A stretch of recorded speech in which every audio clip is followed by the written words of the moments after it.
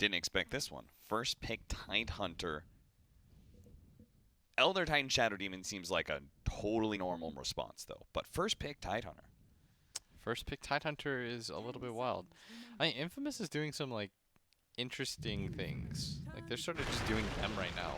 Yeah. As they pick two pretty tanky frontline heroes. Well, they've got percentage-based damage from both of the supports on Vici Gaming, so I don't think they care too much about the tank. With both Soul Catcher and Elder Titan's Earth Splitter. So I don't know. Infamous just very clearly just have their own style and are sticking with it, which I like. I think that's the way you should be approaching this. If you're a team like Infamous, you shouldn't be trying to adopt other people's style too much. And they're not the only team that thought that Tidehunter was a very valuable pick. RNG in their Chinese qualifiers had it picked quite often. Oh man, Warlock grunts. Where's our third mic, by the way? I don't know if this room has a third mic. Oh, that's over there? There it is. Oh. I don't think so. I don't hear you through I don't hear it. Can you hear us? Weird. I keep hearing like a moving noise. Like a da-da, da-da. Is that you or me? Could be me. Weird. Bye-bye, Puck. Weird Puck ban. Yeah. I mean, Puck is really effective against those supports, right? I guess, but still a little bit odd. Yeah. Vici haven't lost a game yet, right? Don't think so. I believe they've got 4-0. Unfortunately, my internet is not working, so I couldn't check up on that. The actual. They might be 6-0. They might have won 3 somebody series. complained about our spoilers, even though before I tell a spoiler, I say I'm about to spoil. You have 5 seconds. No, that's. I've done that every time, right? Yes. Like I mean, honestly, that's just the way spoilers are treated now. It's an opportunity to complain no matter what. No matter what. No matter what. I feel like I give people like 10 minutes. Because you want to know why, Blitz? Why? People enjoy playing the victim. I see. You know who doesn't though? Infamous. Infamous do not play the victim. They're dropping items. They're hitting neutral creeps while people are chasing them. Yeah, dude. These guys are down to YOLO it. I love it. These guys think, oh, you think we're the underdogs? You think we're just going to roll over? Let you get your free wins? No. They managed to bring down Na'Vi, the same Na'Vi that went 1-1 with OG, the same OG that 2-0'd EG, therefore, Infamous greater than EG. Dude, right now, that's not entirely wrong. Right now, that's actually, that math checks out real hard. You didn't even need to kind of do the... Yeah, I could have just said it, and people would have known, seeing EG and Infamous. Yeah, that was pretty straightforward, if I'm 100% honest with you. We'll see. Every single day of the group stage holds fresh surprises, as a lot of the favorite teams have been not doing so hot. And I personally want to attribute that. Yes, I think that some of the favorite teams are playing poorly. But I do really want to emphasize, I think a lot of the quote-unquote underdog teams, the teams going into this that were you just naturally expect them to be bottom 8 or maybe losing out in their groups, I think they're all playing much better than people probably expected. And again, I think that's because the gap between the Tier 1 teams and the Tier 2 teams has fallen bit by bit. I think that at a TI, you should always prepare yourself to play like the best versions of whatever team that you're gonna run into. Yeah. Like the thing about TI is like, if you lose because you're taken unawares at this point, it's your fault. Like you have no one to blame but yourself. Yeah. There's no such thing as a free win. Remember, were you opting Scriff when it was like Demon decided to go for the Midas died? Yeah. That was TI4. TI4. I believe it was. He decided to go Midas died on his birthday, and they lost to Arrow Gaming. And the difference between winning and losing that game was 500 grand. Because that was back when bottom 8 paid nothing. Mm-hmm. They literally got 9th. Oh my god, I'd never seen Bulba, like, he was legit in tears. It was the first time I'd seen him cry before. Of course, I've seen him cry like 100 times since then. Yeah. I don't think anybody expected Bulba to be strong, quiet type who. That was when Bulba was like, he had that competitive career going. Yeah. By the way, Vici Gaming. Spoilers. I don't know who's possibly trying to fit Okay, watching wait. every single game Let's just one by one you get into 5, their. 4, 3, 2, 1. You can literally mute right now, and if you listen, that's on you. Okay, go, Austin. Vici Gaming have beat Fnatic 2-0, RNG 2-0, and VP 2-0. Very dope. The complaint's going to be, you didn't tell me how long, so I muted for 2 seconds, and I came back, and I heard that they beat VP 2-0. That was the next VOD I was going to watch. Please apologize to me You right know what's now. weird is I can't watch VODs. I love live content. Yes. I don't know what it is about that. I can dig it. I just like once something happened, I couldn't care. For me, it's like if I'm not watching it live, then I'm just gonna watch it on a replay and like 4 times the speed, half the game. All right, so we have a Slark who, honestly, Slark is starting to kind of move up for me a little bit. Yeah. Like I don't know if he's like good in every situation, but in this situation, I think he's really good. I think he's really good against like the Pinata heroes. You know, the ones that he could just he gets to hit 100 times. Alchemist is like, I regen 1 billion health per second. Slark's like, cool. Give me some more stats, bro. We have 4 melee heroes for Infamous. And we also presumably have all 3 of our cores. Maybe it's a support Tiny and a support Tide. Infamous is on one right now. But presumably we have picked our 3 cores already. Let me say that Slark, and there's a 5 position left. Slark is excellent against all these heroes.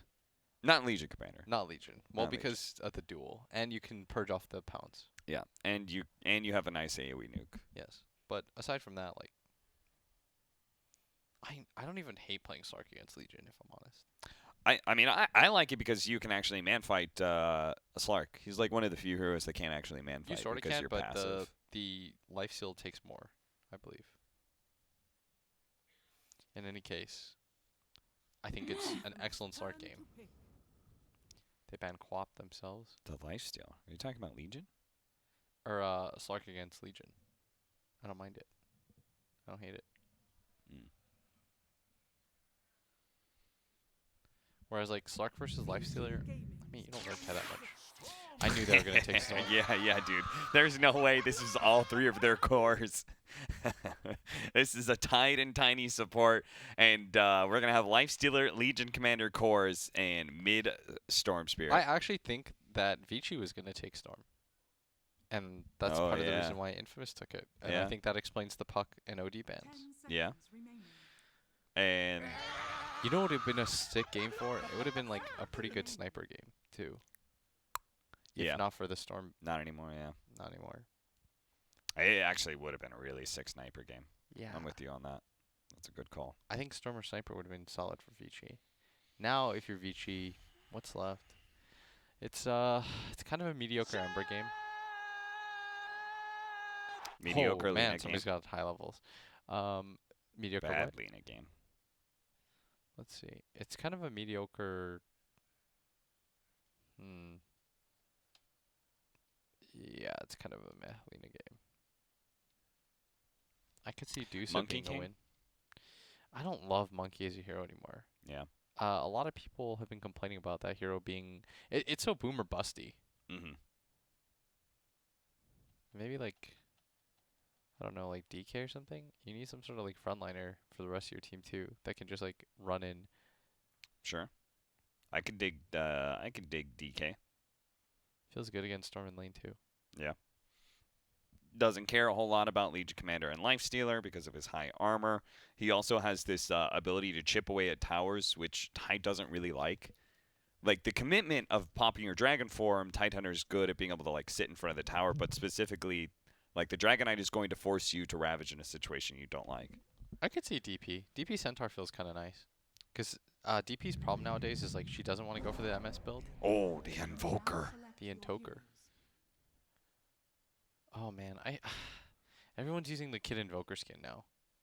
Kind of throws me off. It feels like everyone's using it. Yes. Everyone's using the tiny skin as well. Oh, hey, look, it's your favorite pal. I don't want to look at that. It unnerves Blitz. The turtle Tidehunter, it unnerves him. He doesn't like looking at him. I'm not even trying to like be funny. I think it genuinely like there's a part of my brain that gets triggered that doesn't like it. I love it. I like I love Turtle Tidehunter. I it think actually it's makes so me cool. like hyperventilate, so I'm just gonna chill. What do you think about the Invoker pick? Uh, Do you want me to re-describe the heroes for you no, it's so you don't have to look? Invoker's good. Invoker's good. I mean, it's quite good versus Legion Commander. The right? thing about it is, I like him much more as a support nowadays than I do as a core. Yeah. So As a mid, you like him much more as the Quas Wex, like Spirit Vessel. I'm gonna run around and make kills happen. Yeah. And you want a hard I carry. actually think Exord Invoker, it's very easy for Storm to play against. Yeah. Like you just jump on top of him. Whereas like Quaswex, the thing about Quaswex that's really nice is it's a hard reset against Storm. Every time. It's easy to play Legion Commander against Exort Invoker too. Yeah, I think it's really straightforward. It's when you get the high levels of Wex, and you have this Invoker running around at like zoom speed. Yeah. That is really annoying for Storm Spirit. And Quaswex is harder for Lifestealer to play against for the same reason. All that mobility. Yeah. Hates that. It's forced to pop rage like every single ice wall that's laid down. I'm trying to actually think. I like VG Gaming's lineup a lot. I think that Infamous was really cute with their last pick, Storm Spirit, and it made me excited that they actually got a draft advantage potentially over the weird sacrifice of like we're gonna have these kind of garbage lanes because of our supports, but that last pick looks so sick until the Invoker. That was just really cool by VG. I think it just like solidifies their draft into just being very solid. Has good answers to a couple of cores. Gives them a nice mid game. Centaur. Be careful, Austin. Centaur Invoker running around killing stuff. They scale well into the late game, obviously with Slark, but also because their supports are super effective late game. It's going to be VG's first loss. This is going to be VG's first loss. It's going to be Infamous. The no one saw it coming. Tiny Tidehunter on Infamous Gaming is going to be their first Boy's loss. a beast. Schofield is a really good Tiny. It's over. Schofield is honestly one of the fours that I enjoy playing with the most in NA.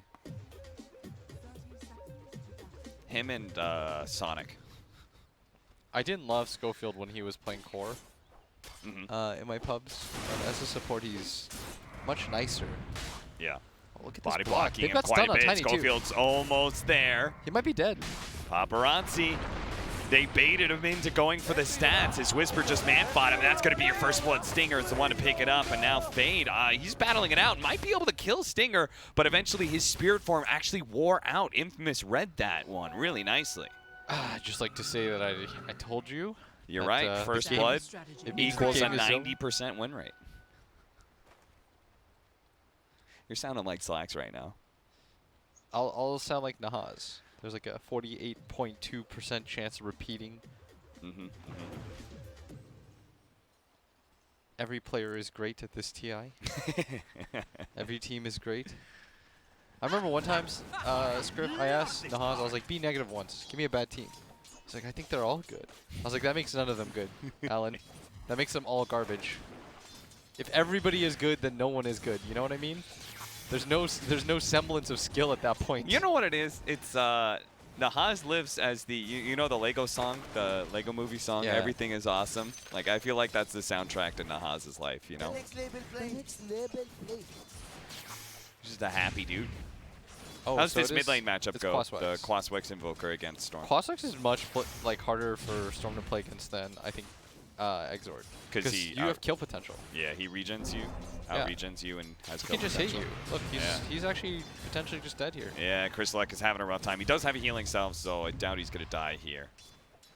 He had Tornado there too, but obviously only level 1. Yeah, Barely so goes it's super anywhere. short. Yeah. But yeah, Storm. Okay, so this is the annoying part with Storm is when you have to pop the. He has to get this range creep really bad. Okay, so now that he's got that, he's gonna get these 2 creeps right here, and then he's fine. He's got bottle now. Don't use his courier, guys. In a way, the lane has reset as soon as he gets. Oh his no, bottle. he missed the CS. He actually needed that one. That was his bottle CS, and they're using the courier for. Oh, he's gonna get the side. Oh, he's gonna get it from the secret shop. Yeah. Okay. Okay. The miserable part though is that CS actually mattered. He messed that up quite big. He had him for free, both of them. Now he's gotta wait. The bottle would almost be to him right now, or he may have this small window where he tries to push it, or maybe nothing happens. That secret shop play is kind of cute. It's a little risky, but it probably gets your bottle to you like 10 seconds faster. It is pretty nice. 10 seconds, but like 3, 4. I mean, does it really save that much time? I don't think so, too. Maybe it's 2 seconds faster. Is it? Dude, they probably timed it out. Okay. We'll time it out. We'll time it out. Oh no, you don't want to do this, We're in Storm. Dota. Okay. He needs his bottle refilled. And Schofield's the man to do it. Because Schofield's like, I'm down to just roam around the map. That's what I like doing. He's fine now. Once he got that CS. Yeah. And he's out CSing him right now. Sound The regen fight wasn't going great, but especially with the tiny TPing in, he's okay now. Or I think Storm versus Invoker though is relatively fine. Well done, I guess. And Chris Luck is just whomping on Ori. I don't think you should ever kill him, but like he is beating him in CS. Slark has a small lead over the Legion commander right now. Schofield just hasn't been in lane at all, I guess, because he has not been taking any experience, still level 1. Ori's chipping at him right now. He's trying to set him up for the kill. 2 seconds left on the tornado. Oh. The high ground miss lets him complete that bottle charge. Trying to guard the range creep to go for the deny, but the attack speed's slow, actually.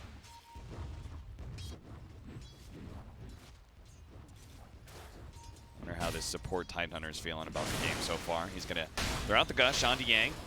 Yang with the maxed out retaliate build. Certainly won't be dying to this. We'll get a lot of charges out of it. I will say in the laning phase, this matchup used to be impossible for Centaur. Oh. Oh. They do have the cold snap as well as their tornado. Not really sure You remember if that? Shadow Demon can follow that up. What? How annoying that matchup used to be for Centaur. Yeah, used to be terrible. It was unplayable. Now, And that retaliate has how a you button win. that you click, you actually win the lane. You actually win the lane. And also, the best part is your hero's like even better against Lifestealer than it used to be, right? Because as the game progresses, Lifestealer, he doesn't have like a built-in like stun. He has a slow, and I think he's dead. Gets hit by the Shadow Poison. That's going to be DY. Picking up the first kill of the game for Vici Gaming right as the bounty runes are about to spawn. Chris Luck, I wonder if he's going to be giving one of the supports that mid lane now. They do have some pretty greedy supports that are extremely experience starved right now. You see this Invoker, by the way? He's running to contest the room. Yeah, and he he's is. even going to deny it. Schofield. He's dead. Tried to go for it, but Chris Luck is going to be caught by Ori's rotation. Read him like a book. That was actually really well done by Ori. He started moving well beforehand because he knew, and a return kill going the way of Whisper, who has had a rough day when it comes to lanes, but... Did Fate get the bounty rune? Did, No, so Schofield with Avalanche was able to stop him and pick up. Oh, no, he did. So Fate actually, his death got them the bounty rune, so that's fine. Storm mid. Oh, he's still not level 6. Chris Luck trying to come back into lane to get his 6 instead of jungling it out, and now might be in trouble, so they're going to try and go for this dive. Fate doesn't have enough damage. He's going to be able to turn now as Chris Luck had a lot of poison stacks, but he was just enough to survive. Pops a stick, pops a bottle, and he'll be fine now. They get the kill onto Fade, and Schofield will be fine. He's perfectly fine there. Is he's even going to wait for the bottom rune? If it's like a DD or something, maybe they can get a kill, and it is in fact an invis at top versus Tiny. Maybe they try to set up on Ori here. Some pings are going to come out. Ori doesn't have a sentry or anything like that, and alright, Whisper. Alright, there's 6 now. He does. I don't think they can get a They're kill. going to be TPM for the Tidehunter. Not sure They might be able to kill DY here. He's going to be Gush slowed down. A big nuke comes out with a Stampede. Oh, he had one hit left. Paparazzi starts going on a stinger, but it'll actually be fine. Paparazzi took so much damage from that big nuke from Whisper. In mid. That's a kill, and Ori, I mean, he is very low. There's low mana on Chris Luck, but he's going to be tossed forward on top of Ori, but he just quickly goes swak, and if anything, Ori healed himself a little bit. He's got stick charges and a Fairy Fire. And they're going to go for, oh, mid. Ori, kind of low here. He's got to be careful about this. Two more hits stick charges. All right. Should be fine. But they're going to Shrine here on the side of the Storm and the Tiny. They're able to get the kill onto Fade as well. And I mean, from a Storm perspective, I think this is a pretty good Storm game. We said it before the Invoker pick too, and I don't think the Invoker pick changes that much either, especially if your laning phase goes okay. And his laning phase went great. If you just look at the CS difference right now, despite the death that the Storm does have, it's not like the kill went on the Invoker either. So just taking a look at net worth, everything feels fine. Scriff's observing, by the way, not me. Let me just say, Scriff, in the first game I ops today, I missed one kill, and that was that crazy 50-minute back and forth. So you got to focus up. Oh yeah, by the way, sorry, my hotkeys are different. It's QWER. Those are the only important stats. Q is CS, W is net worth, R is, or E is net worth, R is buyback. It just goes early to late game. You like that? Can you dig it? Who says that? I don't remember. Is that The Rock? Could be. It's somewhere from the world of wrestling.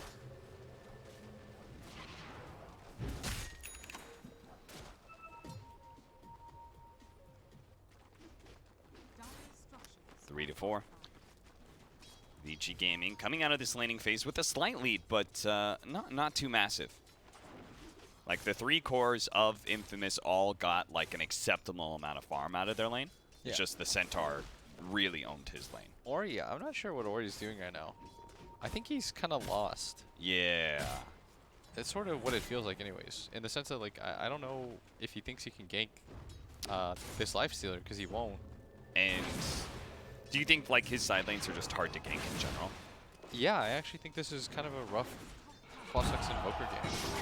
Oh, they get the duel. But there's the disruption. A good save. And the supports, honestly, a little bit of a problem. Your supports just don't offer a ton to that situation. Or at least certainly not like burst. Yeah. I don't know. That even with the duel, I felt like that was an unlikely kill. I think that was a super unlikely kill. Yeah. Even if both supports were there from the start and they gushed the moment he dueled, pretty sure the Slark still lives.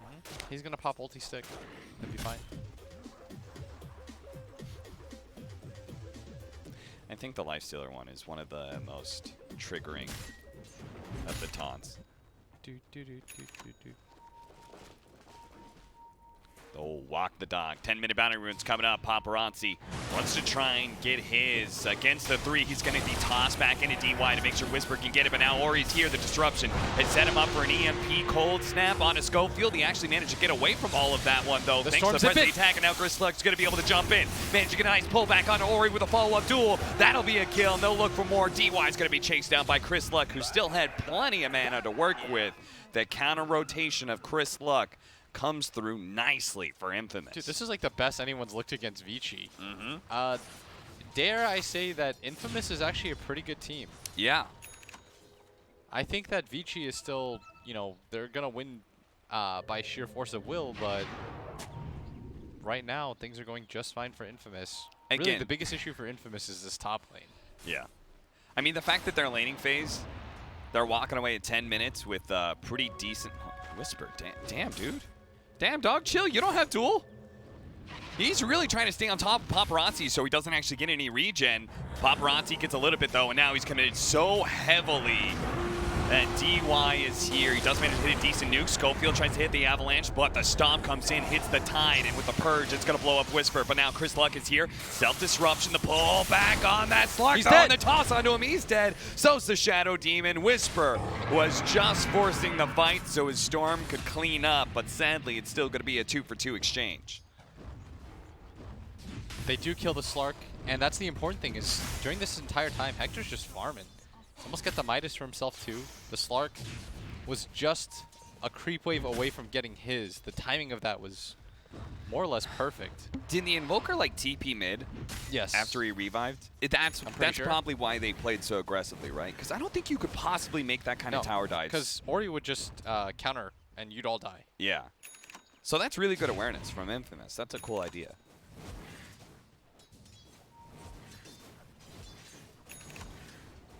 Blink Dagger, Boots Bottle Blink Dagger, and hit level 6 at 13 minutes. Schofield's having a weird game. Successful in net worth, but still starved on experience. Yes. This is just very odd overall. Ori is definitely having the roughest game of the cores, as you can see reflected in his net worth, even below the Legion Part of the Commander. problem is, like, okay, so you're going Quaswex, but normally with this build, you're going to go for, like, the Ardent Spirit Vessel so that you have, like, mid-game presence. Yep. But by deciding to go for, like, the double null into this Midas, your Midas is going to come really late. Yeah. If you're not getting, like, kill after kill, which is why people go for the Urn first anyway, so that you can have impact during that awkward, like, bridge time. Uh-huh. So now, you're sort of, like, committed to this weird build where you're going Midas, but, like, look how far away he is from it. And this Invoker build is not meant to farm neutral creeps. Yeah. Like, you don't have Forge Spirits, you don't have the damage, really. I guess you have the Sustain, and that's kind of cute, but, like, you don't really want to be farming neutrals with Tornado. It's not mana or cooldown efficient. Because anytime you use it to farm neutrals, it's also time that, like, if your team gets gone on, there's no play for him to make. It's funny, we looked at it from a team fight perspective, and Quaswex Invoker looks really good in that regard, but from how do you, like a Quaswex Invoker, how he moves forward in the game is off of pickoffs around the map, but how does he gank a Lifestealer? How does he kill a Legion Commander who press the attacks, you know, off, you know, the cold snap? How do you do that to a Tidehunter with Kraken Shell? I think he's only really good against the two supports. Yeah. I don't actually... I'm not even sure if he's good against Tide in a ganking aspect. Oh, bottom. Whisper. Whisper's gonna die. He's gonna get cold snap. Just too much here with Yang. But that's a lot of rotations. That's 2 cores down there. Yeah. The good news though for Vici is the fact that their offlaner is so farmed. Dude, yeah, Yang is. I mean, Yang's massive. Yang's a big boy. He is so farmed right now. The upside, of course, is that the Storm is also really farmed on the side of Infamous. Like, yeah, and if Chris Paparazzi's not too careful, he might get caught. They're hoping he uses the Dark Pact, and he will. Now the jump in from the Storm Sphere might be effective, but it couldn't get him before the Shadow Dance was used. And already you see Fade making his way up to top lane. He's going to immediately start leaving again because he knows that his Slark is fine. And if you look at the Storm build, by the way, Cap, he's opting to go for the Orchid first, which I think is pretty curious. But it makes a lot of sense in that this Slark doesn't want to go for a Manta in a game like this. And he doesn't want to go for an early BKB either. Right. Nowadays, like the Slarks, they all go the same build, right? The Phase Boots, Midas into Diffusal, that's the Ana build. It's become, you know, really, really popular. And with this type of build, like, the downside of it is that you're really susceptible to just dying like this. And I think he's gone. Yep. They're going to be able to catch Paparazzi with that jump into top lane, but at bottom, Hector, who quickly had to infest inside the creep to try and buy himself some time to be able to get away, but Vici Gaming just have too many heroes here, so both carries get greedy, try and go for the bounty rune and get caught as a result. Storm's got Orchid, by the way. Like, the timing of how he's working things out, instead of going for the Kaya, is going to hard counter a lot of these heroes. Because we talked about already how, like, the Invoker, I mean, he's got this Midas queued up. He just finishes it. It's still not on his inventory. He's going to be like a 16-minute Midas, whereas, you know, the Storm is 20 gold away, 10 gold away now from Orchid. He's got it. He is going to be the biggest menace on the map. Yeah. Yang has to, like, create all the space in the world right now for the rest of his team. Because now there's going to be this awkward period where Invoker can't go for Euls. He's going to go for, as soon as he buys the point booster, he's hard committed to not having a defensive item. Yeah. And this is where the Storm's going to absolutely feast. Wait, why is there 2 boots? On who? Tide? Yeah. Tide had 2 pairs of boots?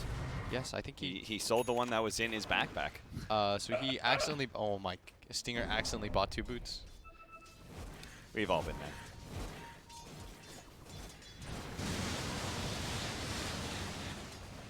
I was like, why is he carrying around 2?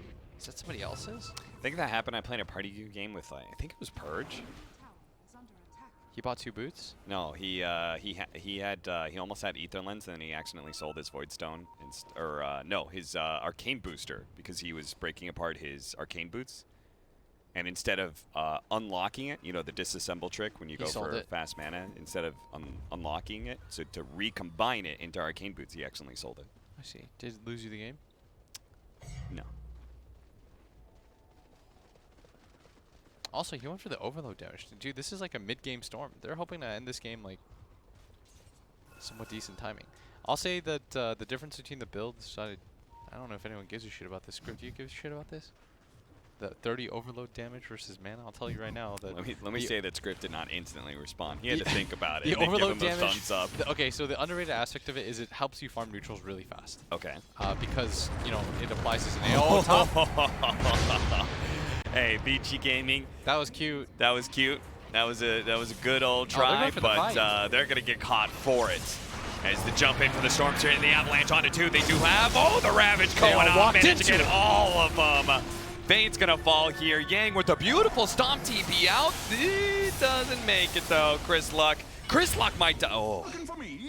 Chris Luck's Thank alive. goodness that's only level 1 double edge. Yes. And Fate's still alive. Even gives him the "you looking for me." And he gives his Lifestealer all the CS even though he had mana for an overload. This is a good teammate. Whoa, Invoker. He's in trouble in mid lane. He might just die. Ooh, he gets away. You see what I mean though about the difficulty of playing Slark and Invoker now against the Storm? Because you're committed for these builds. There's going to be a gap of 3,000 gold roll where you just can't fight. And then we're going to just show a replay real fast. Take a look at that last fight and that beautiful Ravage. It felt like they all walked into it slowly. Yeah, they got baited into thinking they could burst down Chris Luck. And that was just perfect. That was the highest net worth hero on the side of Vici, losing the Centaur here. And they're going to get the return kill, though, on this Tidehunter. Drop the Meteor onto Stinger. He actually lives through it, thanks in part to being able to crack and shell off the burn damage. He's alive.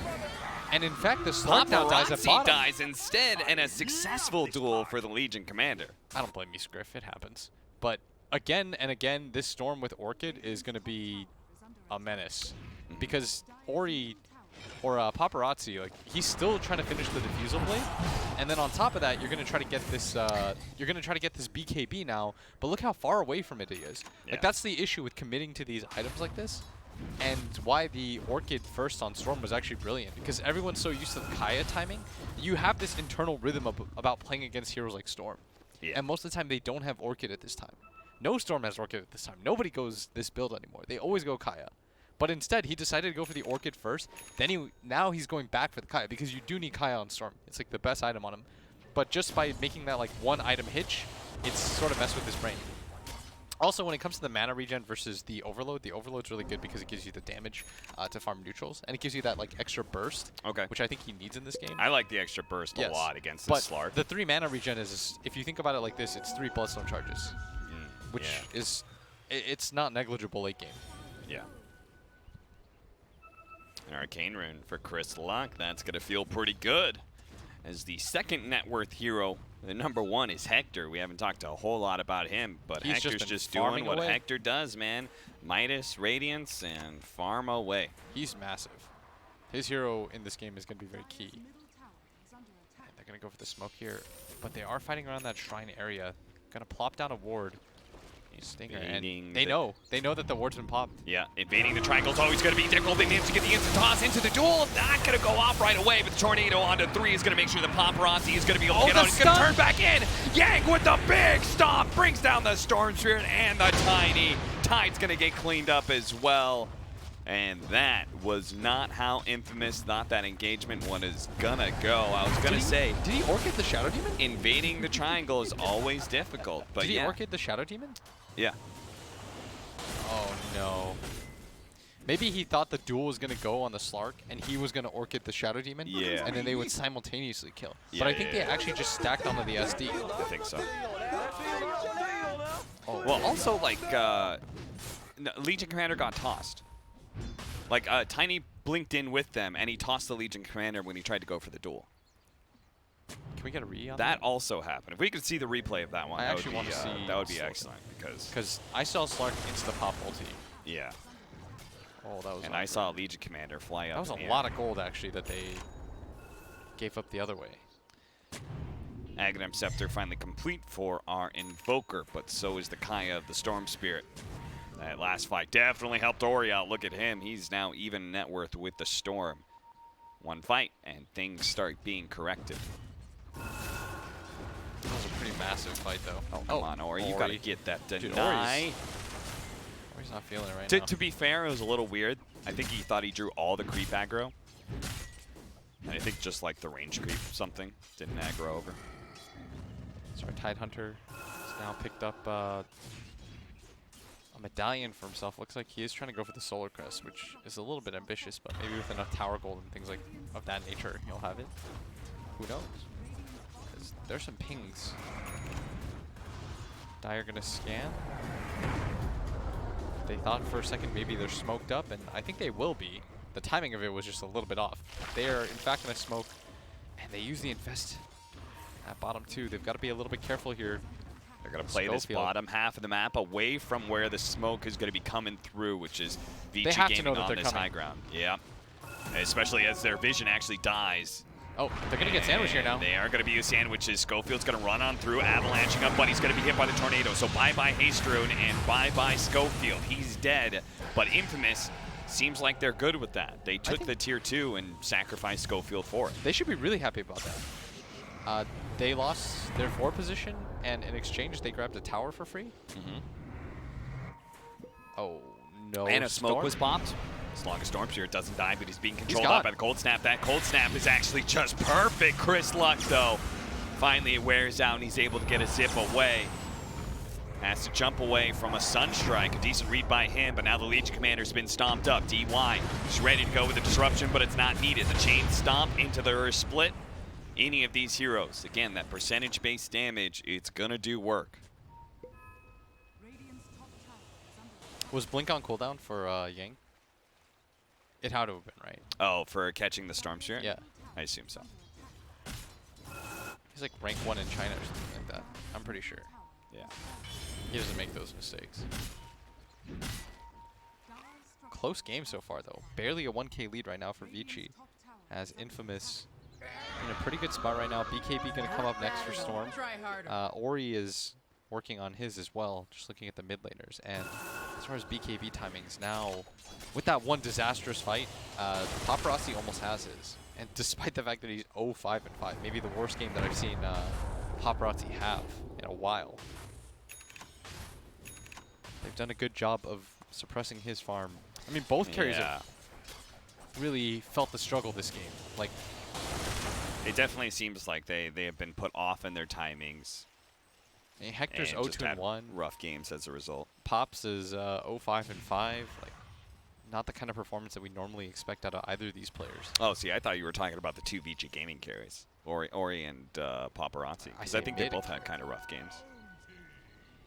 I mean, Ori's kind of recovered just fine, too. Yeah. By nature of these team fights. He's had a much stronger mid-game. We do need the Storm, though, to be a little bit more careful. I think Chris Luck... The thing about Chris Luck is, like, this guy's always going to push it, though. Yeah. You know, would he be himself if he didn't stick around like that? Yeah, Probably not, absolutely. right? I mean, there's probably 100 different carries who could perform Storm Spirit at an adequate level, be safe, do correct builds. Why are you saying wouldn't- carries, by the way? Huh? You're saying carries a lot. Instead of mid? I mean, it's like, It's throwing me off, dude. I mean, does Storm Spirit carry a game? I guess. But he's Scrift, does Storm Spirit carry a game? Would you say mid There or you carry, go. Scrift? Yeah, I play... Not when Blitz plays. Now when Blitz plays it down. Yo, miss another kill, mother... Elder Titan has a BKB. Damn. Dude. Fade? Nah, Scriff, guys, everybody give Scriff some love. You know, he's obsing for us. Very kind of him. Script's pulling in overtime again. He's literally doing it for the love of the game, guys. Not me. Yeah, they're not. You don't see us pulling any extra shifts there, Script. Dude, this game is... What's that? It's so close. It's throwing me, like, for the biggest loop. Is that right now it's... Because your expectations of this My game is expectations VG Gaming has gone 6-0 against some good teams. Yeah, and Infamous, like... Infamous is a good team, but like they still lost a game. They still lost a series too. They went 0-2 against OG. But OG, as we've seen, is actually pretty legit. Yeah. Oh, There's going to be the sunshine going on out, but it doesn't matter. Hector is so strong right now, and thanks to the Ravage, he's going to be able to stick onto this Centaur. Fade, though, pops Whisper with that Earth Splitter. Yang's still going to be chased down by Chris Luck. Hector's going to turn back in. Help out Schofield, who's being chased by Paparazzi. He is able to get that kill, but now that Hector no longer has his range. Oh, it's back up, actually. DY is going to be his target. He still has an Infest to be able to jump away after he kills the support, but Storm out of mana. Chris Luck fully committed. The Avalanche on a 3. It's looking good for Hector. If he can just burn out the rest of these heroes, but Paparazzi is building more and more stacks, and that's why they have to retreat, actually. It's a little bit too much. Paparazzi needs to heal up a little bit more. He can go back in. Oh, they went the wrong once way. He's full healed, but unfortunately, they miss out on the kill on Fade, and here comes Paparazzi. He's feeling good right now. He's got 24 stacks stolen, and he's back up to full health. He's going to be Dark Pacted up, getting rid of that open wounds. He'll be fine. Hector has to retreat, doesn't have Infest, doesn't have Rage, so he could get caught here. That's going to be Tornado. And Ice Wall, he's done for. Unless Schofield, Singer, 4 staff away, Hector. And that's going to be tanked up by the Tidehunter, but a fight that looked like it was going to be a lot better for Infamous. Storm, without the BKB, rolls in, just immediately dies, and that's where the 3 mana talent too. Like, things like that add up. Your initial burst matters so much, which is why BKB on this build is more or less key. If you're going to commit to this build, your first jump in has to get kills. I mean, even after that, that fact that there was this like 3-man Avalanche follow-up, it looked really good. Like the Invoker almost died just to the Radiance burn. They almost caught the Elder Titan as well. They need the Storm, though, to be able to follow up kills on this Invoker. Yeah. But Ori is about to find another power spike for himself as he almost has his BKB. Both of them almost having BKB. Both the mid laners. Yes. It's going to be interesting to see getting their BKBs at the same time. What ends up happening once they get BKBs. I genuinely don't really know who wins teamfights here. The Tide Ravage was also not ideal at all by Singer. Yeah, he did it in response to the Stampede, which I can kind of get. But it was the front line of Paparazzi who positioned himself with the BKB to just run in. Yeah. And I really like how he played that fight. He held on to his ult for as long as possible. Just made things as difficult. The thing is, committing to a Slark in that position feels really awkward. Because you know that he's always going to pop the ult at the end anyways. So the longer he's able to hold it, the better it is for his team to work around. Yeah. And he's now recovered his game quite a bit, 3 and 5. Carrying sentries around just a D-ward. Good Slark. Is top lane being pressured? He Storm sees that pressure BKB. coming in, and Paparazzi's immediately just going to try and cut waves at bottom. Push that out as fast as possible. They may still try and defend, but it looks like they're giving it up. No rotations are happening right now. They say tier 2 offlane tower. It's not the hill to die on here.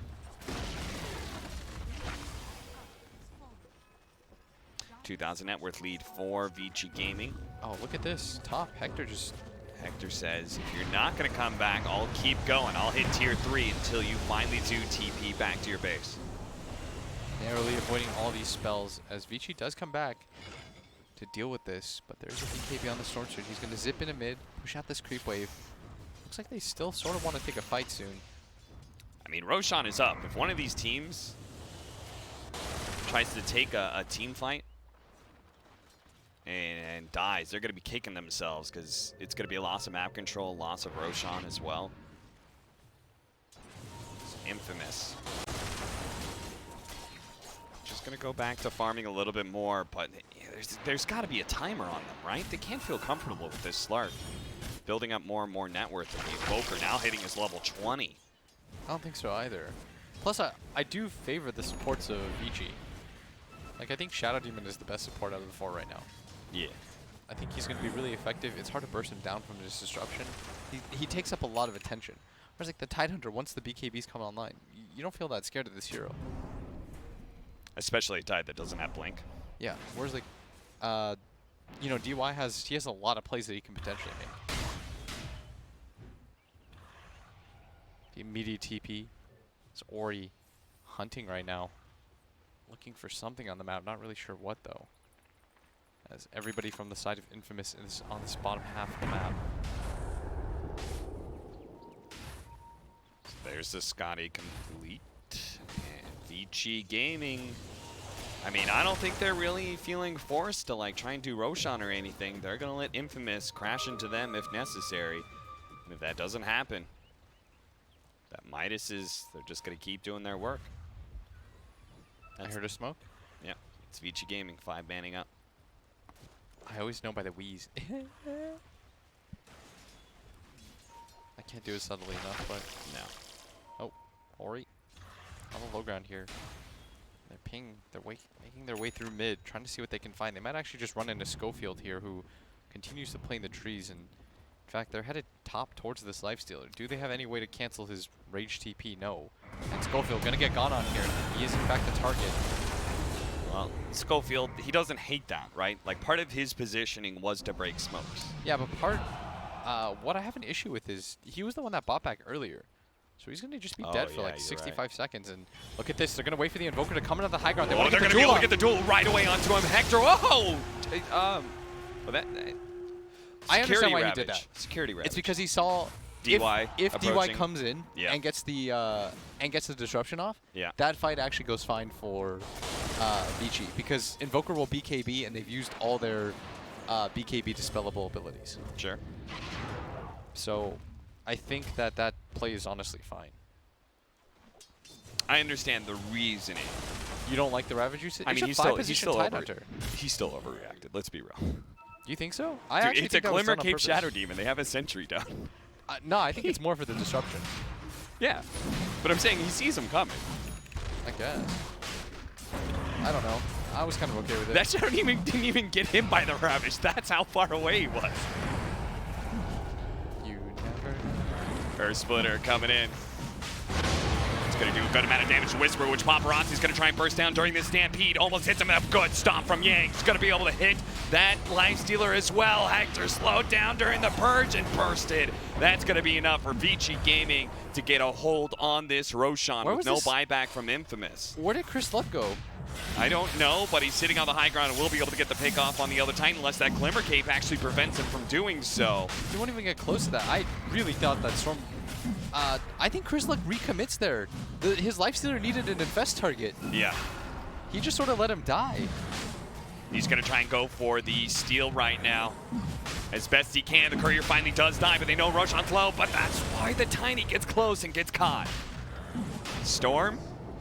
Is he still going to try and make a long zip in? I don't think so. That was a huge error.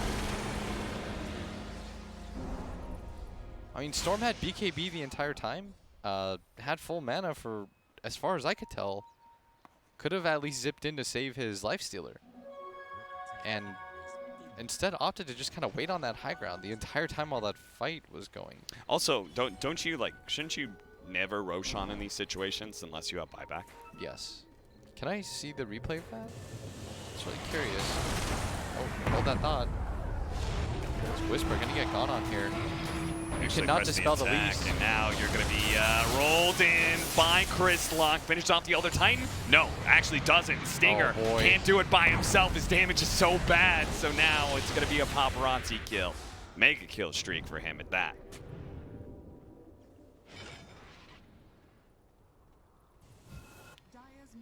Can you make the sword noise for me? Have you heard the noise when he grabs a tree? No. It makes like a metallic sword noise. Shing. That? No, that's not it. And he's got a tree out right now. Oh, I always, oh yeah, you just can't dispel the leash. So, Legion does not feel good. That's why I didn't feel good playing Legion against Slark. Did you know that? Had you forgotten? I don't remember, honestly. You can't actually get away from the Slark.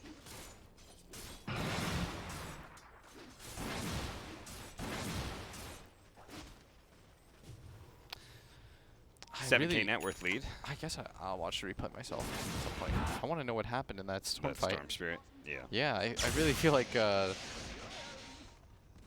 either he didn't have mana for whatever reason, and that was just a bad fight for Infamous to take, Yeah. or he did and he opted not to move. What 20 talent did he take on Legion? He took the 10% moment.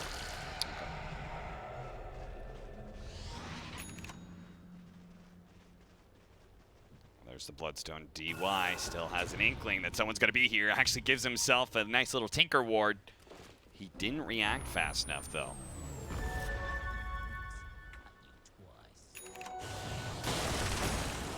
Awkward. And I can see why Vici is undefeated. When they win in a hurry. Yeah. They do not make a lot of mid-game errors. And they take advantage of mistakes really well. Yes, they are a punishing team, dude.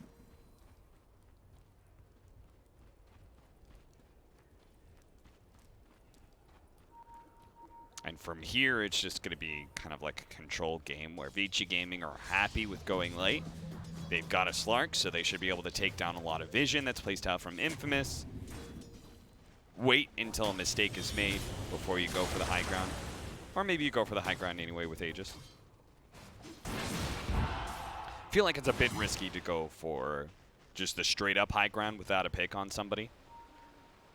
They are trying to hunt for Whisper right now. He's going to potentially get caught by a tornado, but a little bit wrong place in Cataclysm. He is going to reveal Whisper, and he doesn't have Blink up for 4 seconds time. He's spotted thanks to the remaining vision from Cataclysm, but it was just one cold snap. Not going to go for the TP. He's really pushing his luck. But it's going to be just fine. Bottom lane. Schofield trying really hard to be able to create some space. He's being banged on, but the disruption from DY couldn't get there. Even with the Aether Lens. Yeah. Just not quite in time. Just a little bit too far away. Okay. We have a Lifestealer that, I mean, he's more or less 6-slotted. He's thing about Chris or Hector is that like he just farms really quick. Regardless of the circumstances, it feels like he's always the highest net worth. Yeah. He's good at hitting creeps, that's for sure. And he stacks all the time. What do you think about the Silver Edge? That's what he's thinking about for his next item to replace the Midas. Maybe he thinks he needs the ability. He gets it all the time on Wraith King. Yeah. He's the number one Wraith But King. he's a Lifestealer with the Storm Spirit. Like, don't you just get your positioning out of Infest? I mean, they have not used that combo yet. No. And I think is a bit of a Hector mistake. has this idea that he really likes the Infest as like Slarks. Like it's like Slark Shadow Dance. Oh, you know? look at this. Ori, in fact, going to get a kill on a Whisper, but at bottom lane, the Storm decided to try to go for the tower kill, and another kill is on the other side. Schofield going to get picked off by the combination of DY and Paparazzi.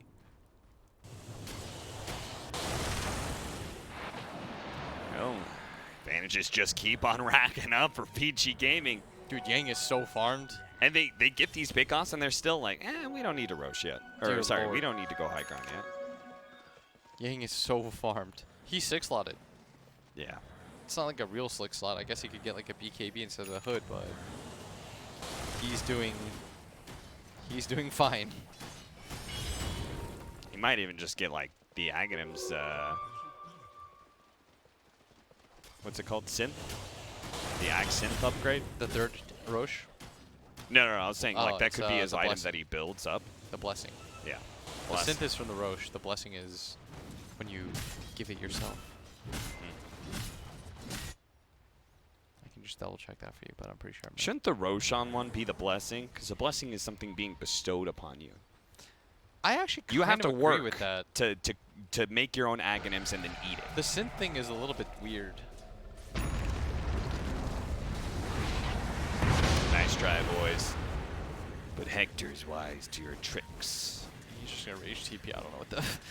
Yeah, I don't know what their idea was. Disruption, Soul Catcher, and so close.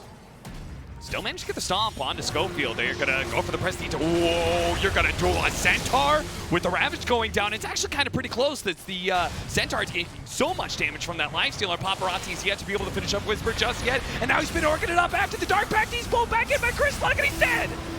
Infamous win the fight with a BKB TP out from Fade. That'll minimize some of the losses, but Ori, he gets tossed back into the enemy by Schofield. Pops his BKB far too late, and that's 3 dead from Vici Gaming. Cap, Roche can spawn in a minute. Roche can spawn in a minute, and Slark and Invoker are dead for 80 seconds. That was such a deep longer dive. than a minute. Paparazzi had already used his BKB.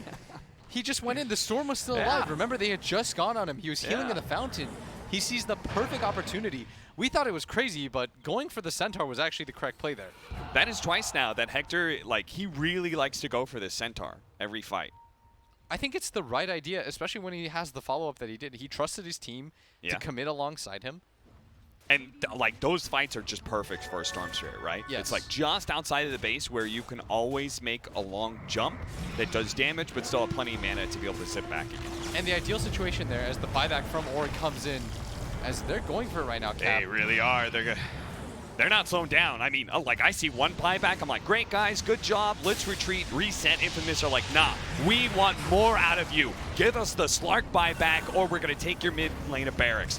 Give us the Slark. Vici Gaming.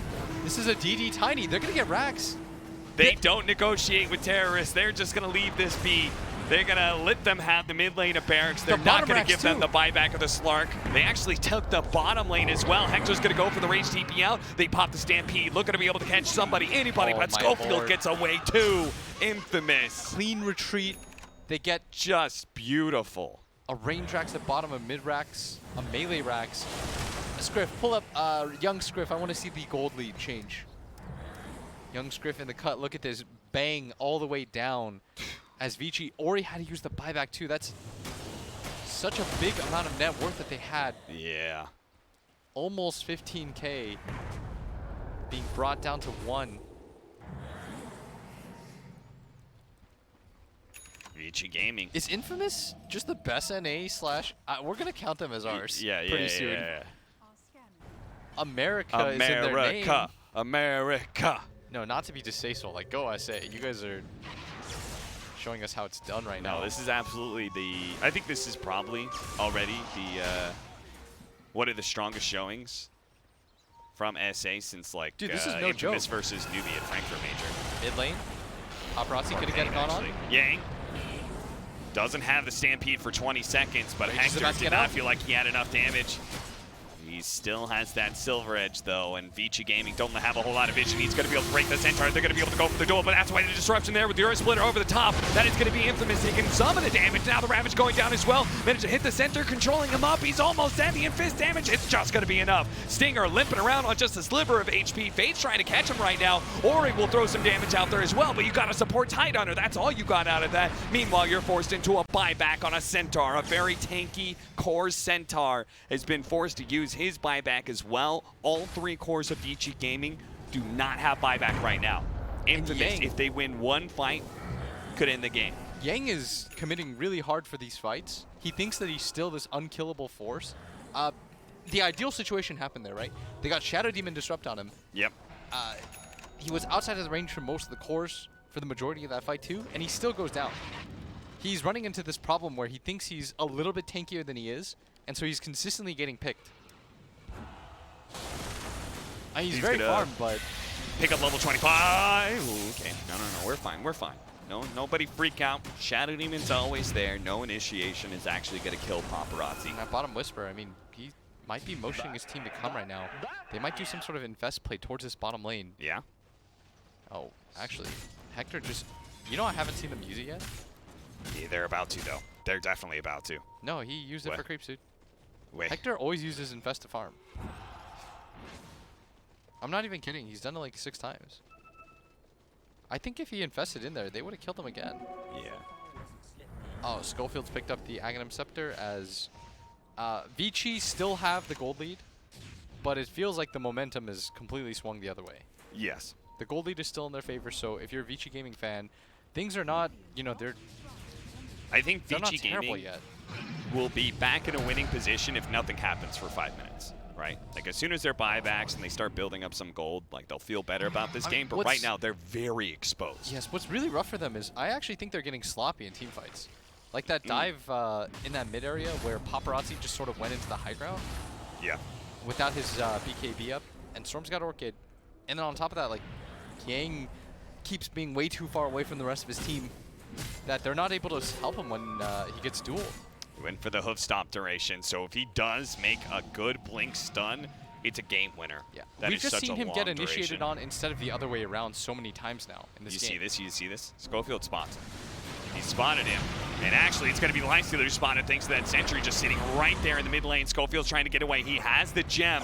Do they have any more force snaps? It's going to be tossed back a little bit farther away. The Cataclysm's right on top of Schofield, the rest of the team, but it's not quite enough to be able to finish up any of these heroes. And now Paparazzi's been pulled back in. The Lotus Sword's going to be able to protect him against the Orca, but now the duel going down with the Ravage on top. Nobody can actually save Paparazzi. The Deputy Boss isn't good enough. He ends up falling for Schofield. A good exchange for Infamous so far. If they can actually catch a little bit more, this just might be the end of the game as Chris Luck, he spots it. He's going to be able to catch Fade as well. There's no buyback on Paparazzi. Being used on the Shadowed even, but nothing there for the Slark because he still did not have it off of gold ever since he completed his Silver Edge like 5 minutes ago.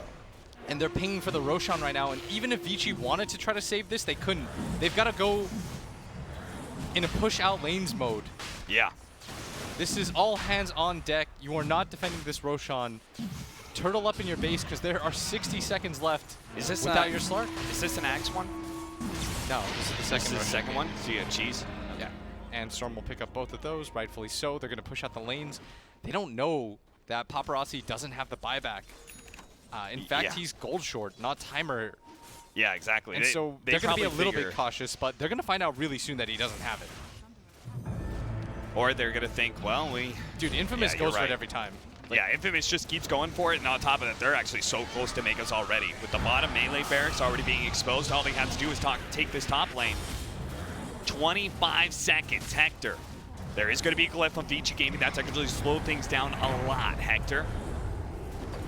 With the Crimson Guard as well, the hoof stomp out there as well. That's going to slow things down, and AoE press the attack being used by that Legion Commander.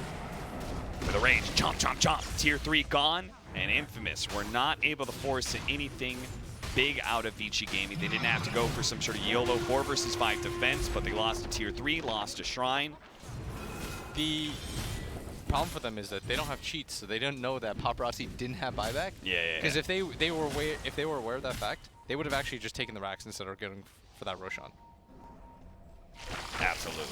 But of course, they have no way of knowing that, so even though us commentators know the ideal play, the players, they can only work with the information that they have. And theoretically, there's like, I think you would just almost always go for that Roshan in that situation, right? It's just like such a safe, easy play with the Storm Spirit, the best Aegis carrier in the game. Oh, he is, Cap. He's so good. Oh, look at this high ground little position blue by guy. Schofield with the gem. He spots Paparazzi. Paparazzi should have awareness of this, though, as his Shadow Dance passive leaves him. He realizes it, backs up. I think everybody from Vici, for one reason or another, thinks that they're invincible. And they have very slippery heroes, but they're sort of getting outplayed and punished every single time. So they're going to try to mop up these bounty runes. They're pretty key right now because Paparazzi desperately needs his buyback.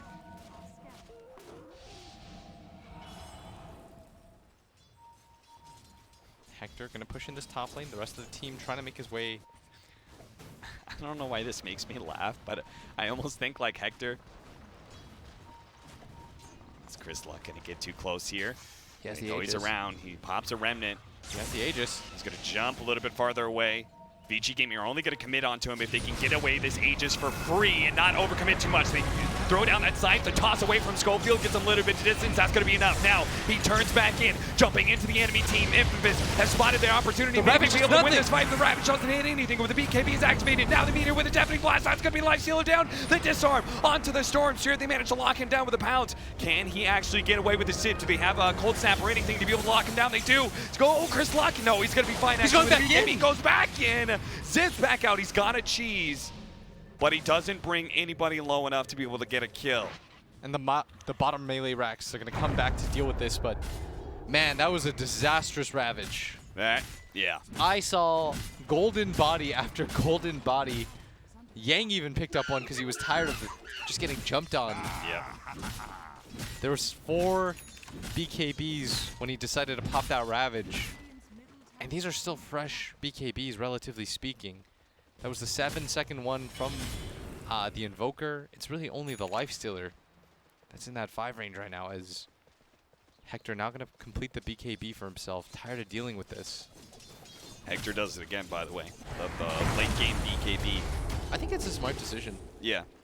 I mean, his idea of Lifestealer is definitely unique in that regard. The way he doesn't use it in Fast a whole lot, he uses it only to farm, and then I think he used it as an escape mechanism in team fights. That's why he never wants to initiate with Fast. Yes. Because he always wants that fallback after his rage. Oh, mid lane. They're going to be able to catch Stinger here. The Force Staff gives them away from the pounce, but they can't get far enough away from this Paparazzi double damage Slark who's stolen 21 stats. Looking for me? Chris Luck gives him the all chat taunt, but you know, they're not exactly in the best position right now. Yeah. If he got stunned there, you would have looked real silly. Infamous. They're not going to be forced into their Tidehunter buyback. It's only their 5 position. But if somebody gets caught here, they somehow have the awareness. That's why Storm's going to play it super safe. Looking for me? Just going to zip to the other side. I mean, he got him. Looking for me. They went looking for him. Haha. Didn't get it. Space created. Don't get punished. Currently a 6K gold lead in favor of Infamous.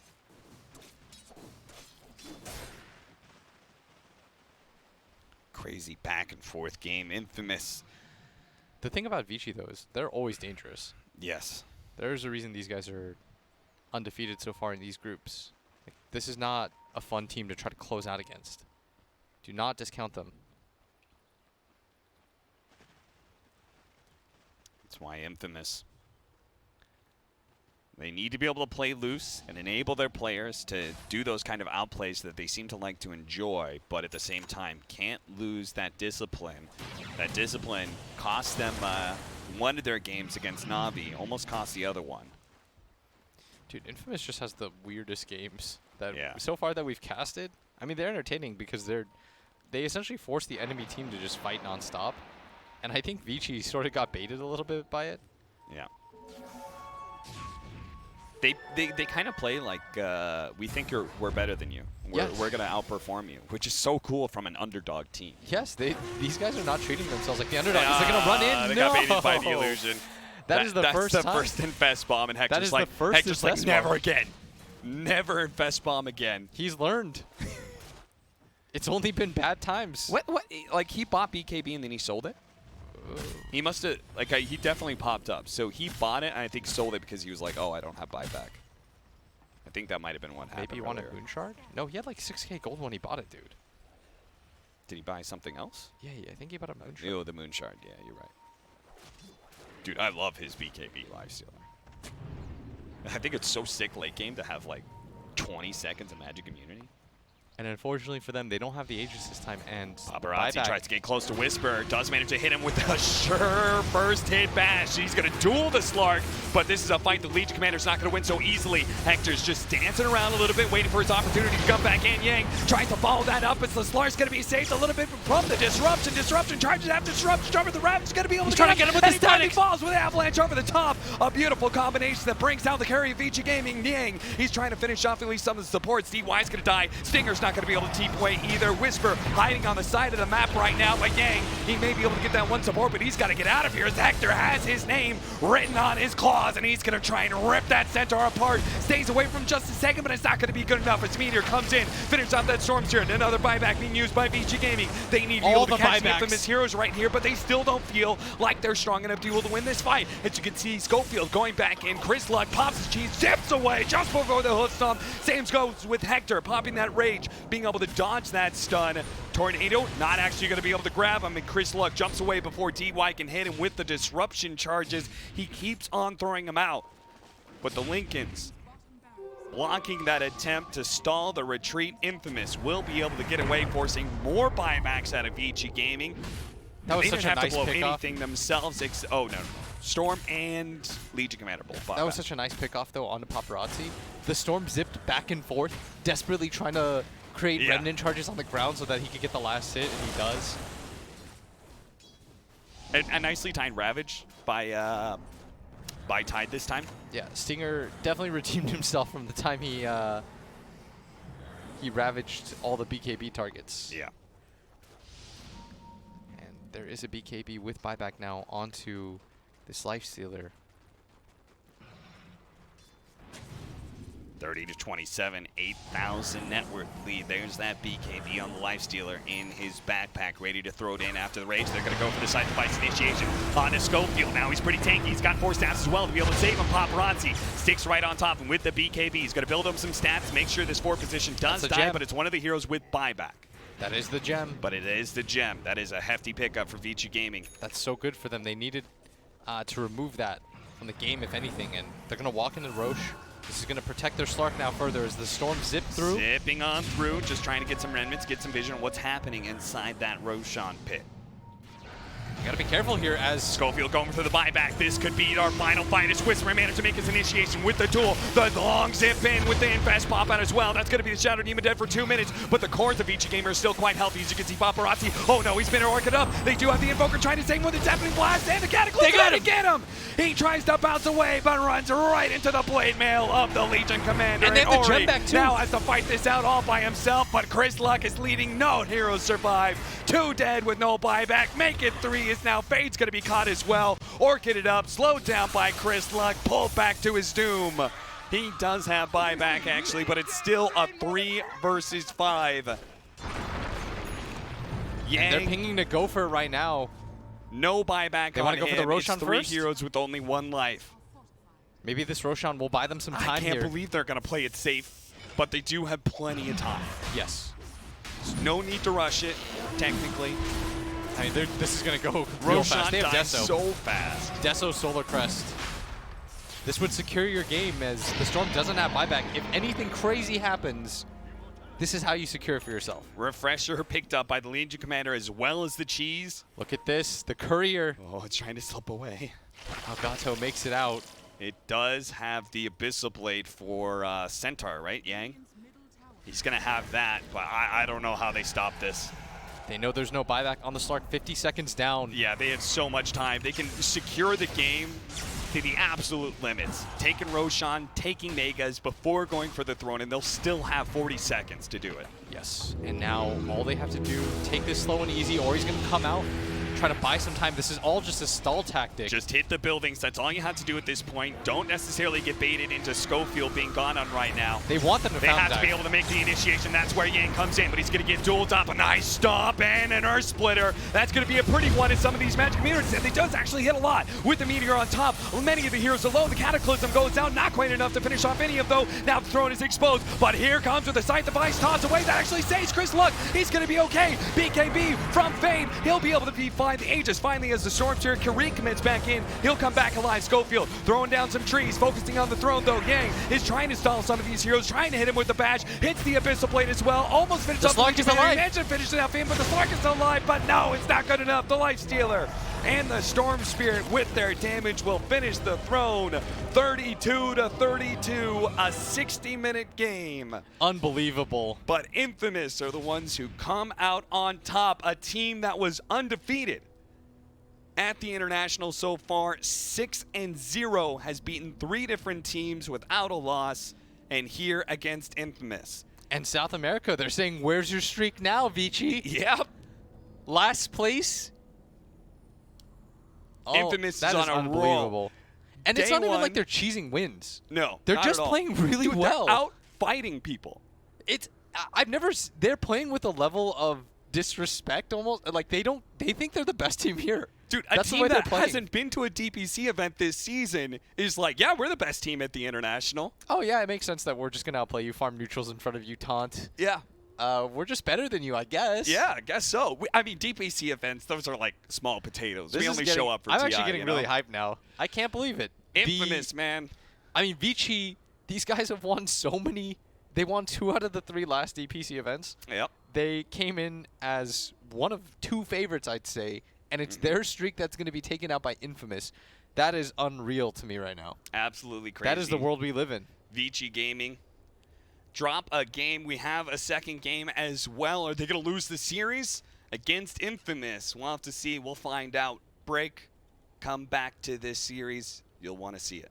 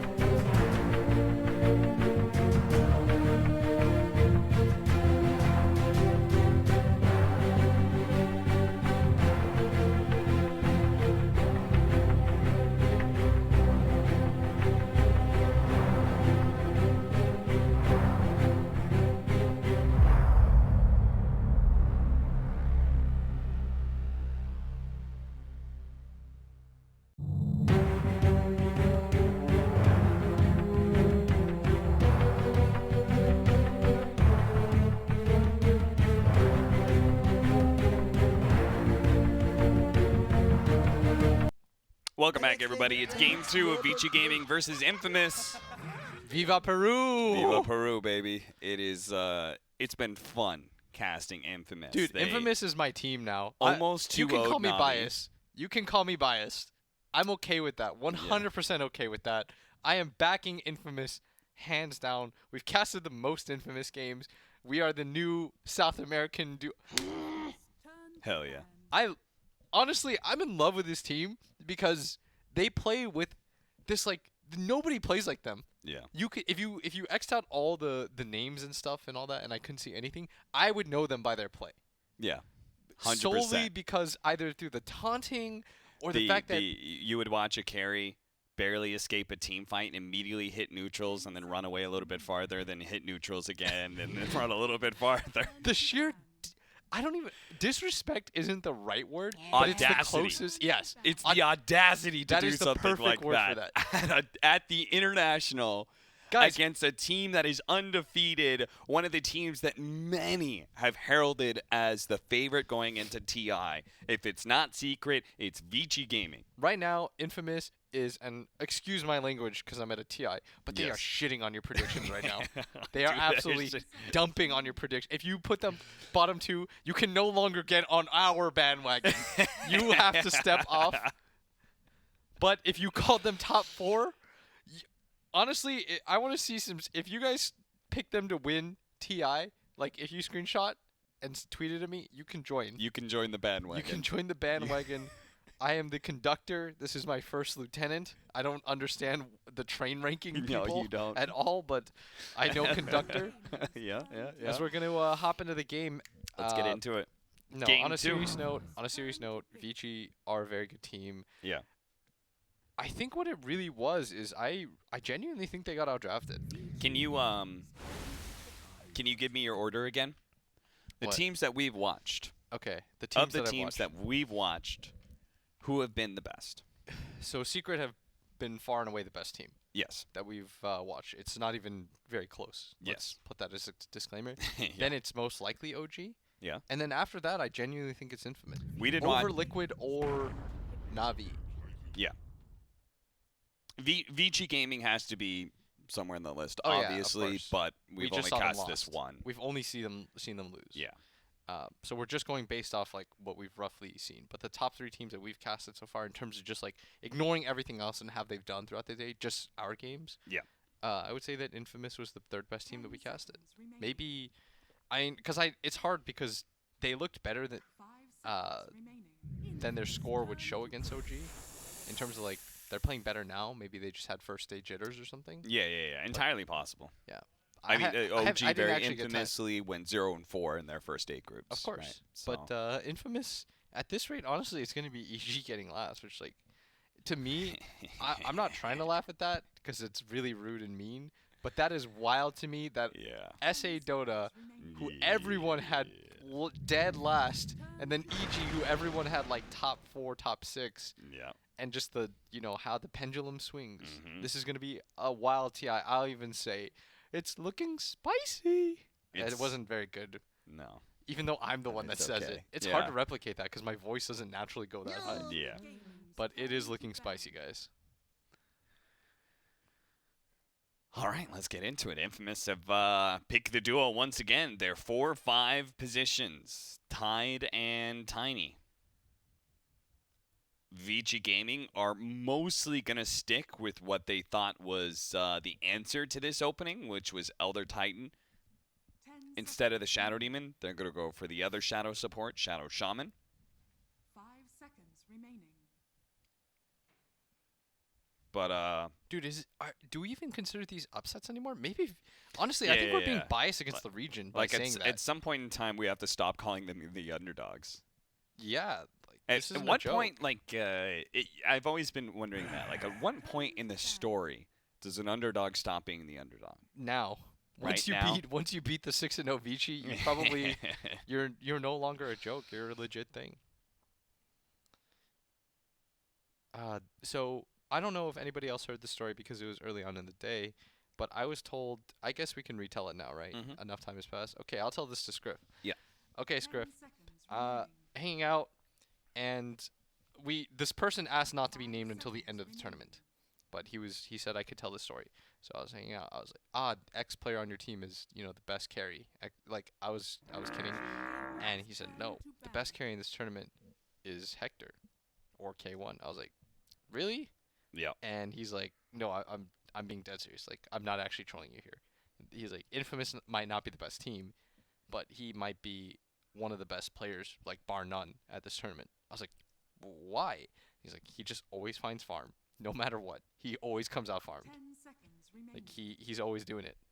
And B9 just tweeted at me and said he has Infamous listed on every category. Nice. Shoutouts to B9. He believed. Daniel, 100%. You're the only person that had that. 100% you get that shout out. Only love. That's B9. pretty nasty. Because they're locked now, right? He did that Yeah, before. yeah. They lock before the tournament starts. Woo, go B9, honestly. Big shout out. But yeah, right now, Vici, if you are a Vici fan, the excuse you'll say is we did not take Infamous seriously. Yes. This is a meme thing. Don't worry, guys. We're going to reset. We didn't understand how they were going to play. Anyone can win a best of one. Anyone can win one game. But winning 3, or 2 even, that's where the real skill lies. That's what wins you a series. Yes. One game, though. Who cares about that? That means nothing. Mm-hmm. And so, I mean, ultimately, yes. it can mean very little if you still end up in the bottom half of the group and then you go out in a best of 1. Yeah, so right now, Infamous. You got to keep this going if you're Infamous. Yeah, you the wanna- train that you're on right now, Because the wild keep part going, is keep improving. they could be 2-2. They could be 3-2 right now Yes. if they had won that If they game beat against. Navi again, the discipline cost them almost both those games. The thing is, I don't want them to change. All right, enough talk about Infamous. Vici Gaming. Yeah.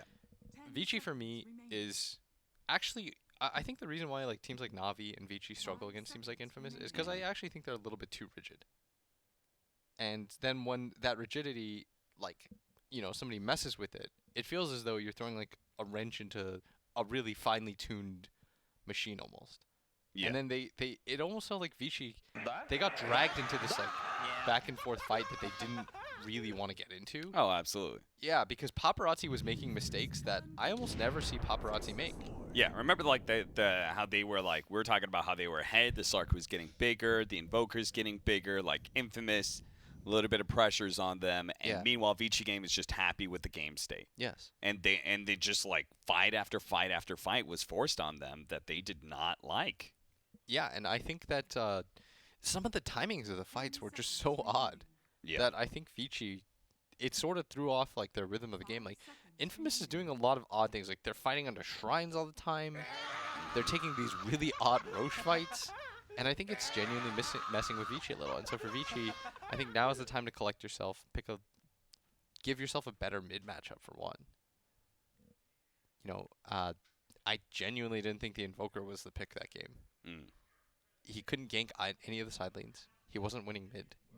Yeah, not being able to gank the side lanes, or he looked super lost. Yeah, we saw a moment where he ran top, and then he just kind of meandered there. And then he just Yeah. hit neutral creep for 8 minutes. Yeah. It was really... And at that point, you might as well be an Xrd Invoker. Yeah, I was like, this is probably the weirdest... It wasn't the worst game I've seen Ori play. It was the weirdest. Yeah. Because I think he genuinely lost his footing in the game. He was Yeah. just like, what am I supposed to accomplish? And I think that's really crucial, the fact that we talk about Ori was a little bit off track there, because Ori, for me anyway, is my most improved player of this season. I think it's actually not that close. I think Ori from last year and 2 years ago to this year is just a very different beast. Yeah.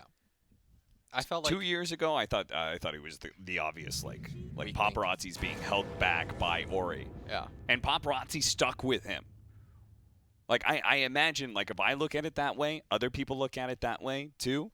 And when they changed up Vici Gaming, the only person he kept with him, because I imagine if you're Vici Gaming, you're building a roster around Paparazzi. The only person he kept on the team from that previous roster was Ori. Yes. And that speaks volumes to what he thought this guy could accomplish, the potential that Ori had. And 5 seconds remaining. I mean, for the most part, he's been rewarded. It's just this one slip up in this game at least. They're still in the top position. They're perfectly fine, but it's always good to I'm not trying to make any excuses for them, but it's also very good to like lose once in a while. Yeah. It's to remind yourself like we're mortal. Yeah. We're not actually invincible. Because I've seen teams. Remember Team Astra at ESL, where they won every group stage game and then they just got worked. Those things happen. Yeah. Like you need once in a while to remind yourself, like, oh yeah, we're still in this tournament. Absolutely. It can happen like that. I mean, it's got to be much harder. This is why you sometimes see in winning games, there have been very often. Remember those moments where Secret wins a game and Puppey just looks pissed. Yeah. Right? You have to have somebody like that because it's very hard, I think, to learn from winning a game. Yes. Right? Because you're happy with the result is the problem. Yeah. Everything's forgiven. We got the win. We got the W. All those little mistakes, it's hard to remember them, right? Because at the end of the day, we outplayed them. We out-strategized them. Yeah, but the problem with them is that they're actually cracks. Yeah. And, you kind of just, like, paint over them, thinking, like, oh, well, we won.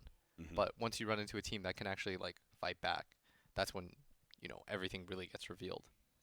So for Vici, maybe not the worst thing in the world to lose here. I genuinely think it's good once in a while to remind yourself, like, that's why we see so many upper bracket runs from teams, or lower bracket runs from teams at TI that make it, because they get knocked down early, and it's a good reminder early on, like, oh, okay, that's what losing feels like. So for Vici, they're going to ban the Storm. They felt like it was a problem. In fact, they pick up the Void for themselves. Historically, a pretty good counter to the Slark. Yes. Time dilation's great. Your ulti's great. Yeah.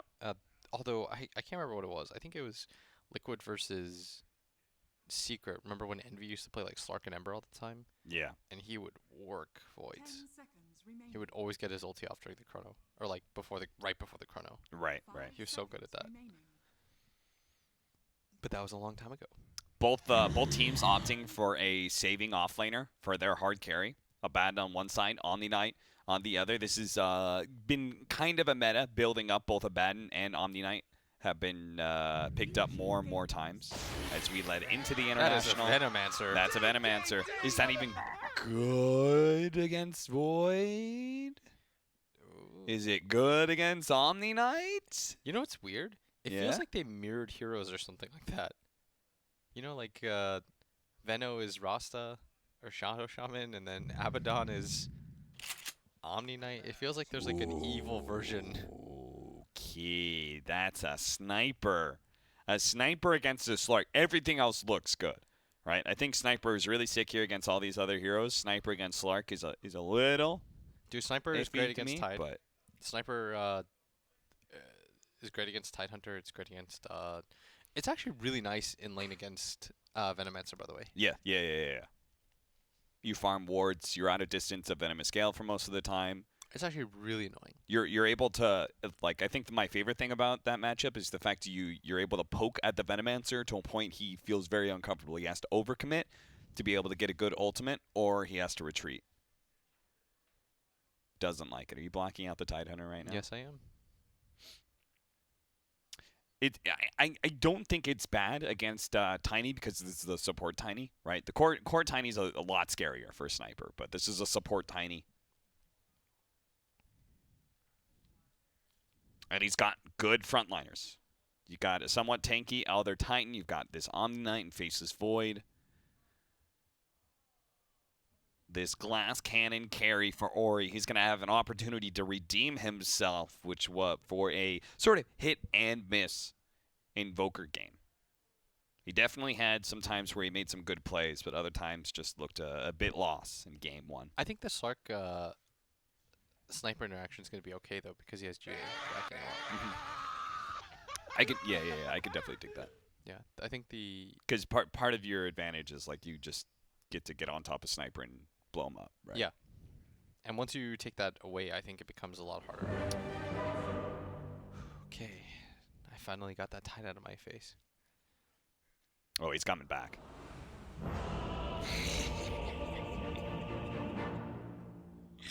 He's adorable, man. It genuinely... You should... Okay. Next time I'm going to borrow somebody's, like, like, whatever watch, Fitbit or whatever, that tracks like your heart rate, and you're gonna see mine spike. Like, you're gonna genuinely see mine spike through the roof, and you're gonna know that I'm not trolling you. If you guys think that Blitz is overreacting, Blitz is not. There, this is not the first nor last instance of relatively tame things bothering him. I don't know what it is. It just freaks me out. You're an easily freaked out startled person. Am I? You're though? a sensitive soul when it comes to specific things. I mean, certain Never things. forget Captain America. Oh yeah, that really bothered me. That movie. You know this, Griff? I'm terrified in like loud or scary movies. So I went to go see Captain America: Winter Soldier with Purge, and during the entire time I had my ears covered. And Purge is like, "What are you doing? Why are you doing that?" And I was like, "It just, the violence bothers me. The violence of Captain America, Captain Winter America, Soldier." Winter Soldier. Sure, that was a darker Captain America, but it was still at the end of the day Captain America movie. Dude, I was like the only one that audibly gasped when, spoiler alert, Nick Fury got shot. Oh, my bad. 5 seconds. I'm pretty sure that's like, I think once like 3 years passes, I don't have to say spoiler alert. Let me just tell you guys what happens in the Titanic. Spoiler alert. Spoiler alert, that poor iceberg. Yeah. Let me tell you, any historical thing, like if I spoil the movie Valkyrie with Tom Cruise, like. Will they get him? Yeah, I'm gonna tell you right now. Any The historical man with the thing, mustache, are they gonna get him? All right, here we go. As Ori enters the lane, it's actually gonna be Ori against Okay. Slark mid. This is the second time that we've seen Second Infamous time. in an awkward laning situation. It's Put because the they didn't Slark want mid Venno against Sniper. instead of the traditional matchup. They didn't want the Venno in that matchup. Last time it was who did they dodge? Brood. Yeah, but what would have been their mid instead? It would have been crap. Life Sealer. It goes to show their concept of like really making sure that Hector has. Actually, I think they were gonna do Slark mid no matter what. Yeah, Looking I think at maybe that, they did. looking at their picks. Yeah. Well, I guess like I imagine that any hero that is really going to dumpster Slark in their head will lose to Venomancer, right? So Yeah. it almost doesn't matter what the last pick is. If they have this planned out, which is obviously new to us, but seeing it in action, it does kind of seem to work. Dude, Ori's crushing him right now. Yeah, he's missing a lot of CS. No, Ori's straight up denying him. Yeah. No, I I mean, he's not gonna. He has no pounce. Yeah. Although I don't even know if going S and shift is the play. yeah, that doesn't really do When is the anything in your sniper lane, gonna get hit? Get that? He's gonna eat the ward. Sniper does not have great base damage at the start. No. But I guess neither does Slark because he stat steals against people. He's still 9 damage up, right? Oh boy. He's just getting pinged non-stop. Hit. And I mean, Chris Luck's saying like he's pinging back. He's like, guys, this guy's ruining me right now. This was not a good idea, guys. It worked for the Broodmother, but it's not working now. But Yang is going to have a tougher lane as a result, though.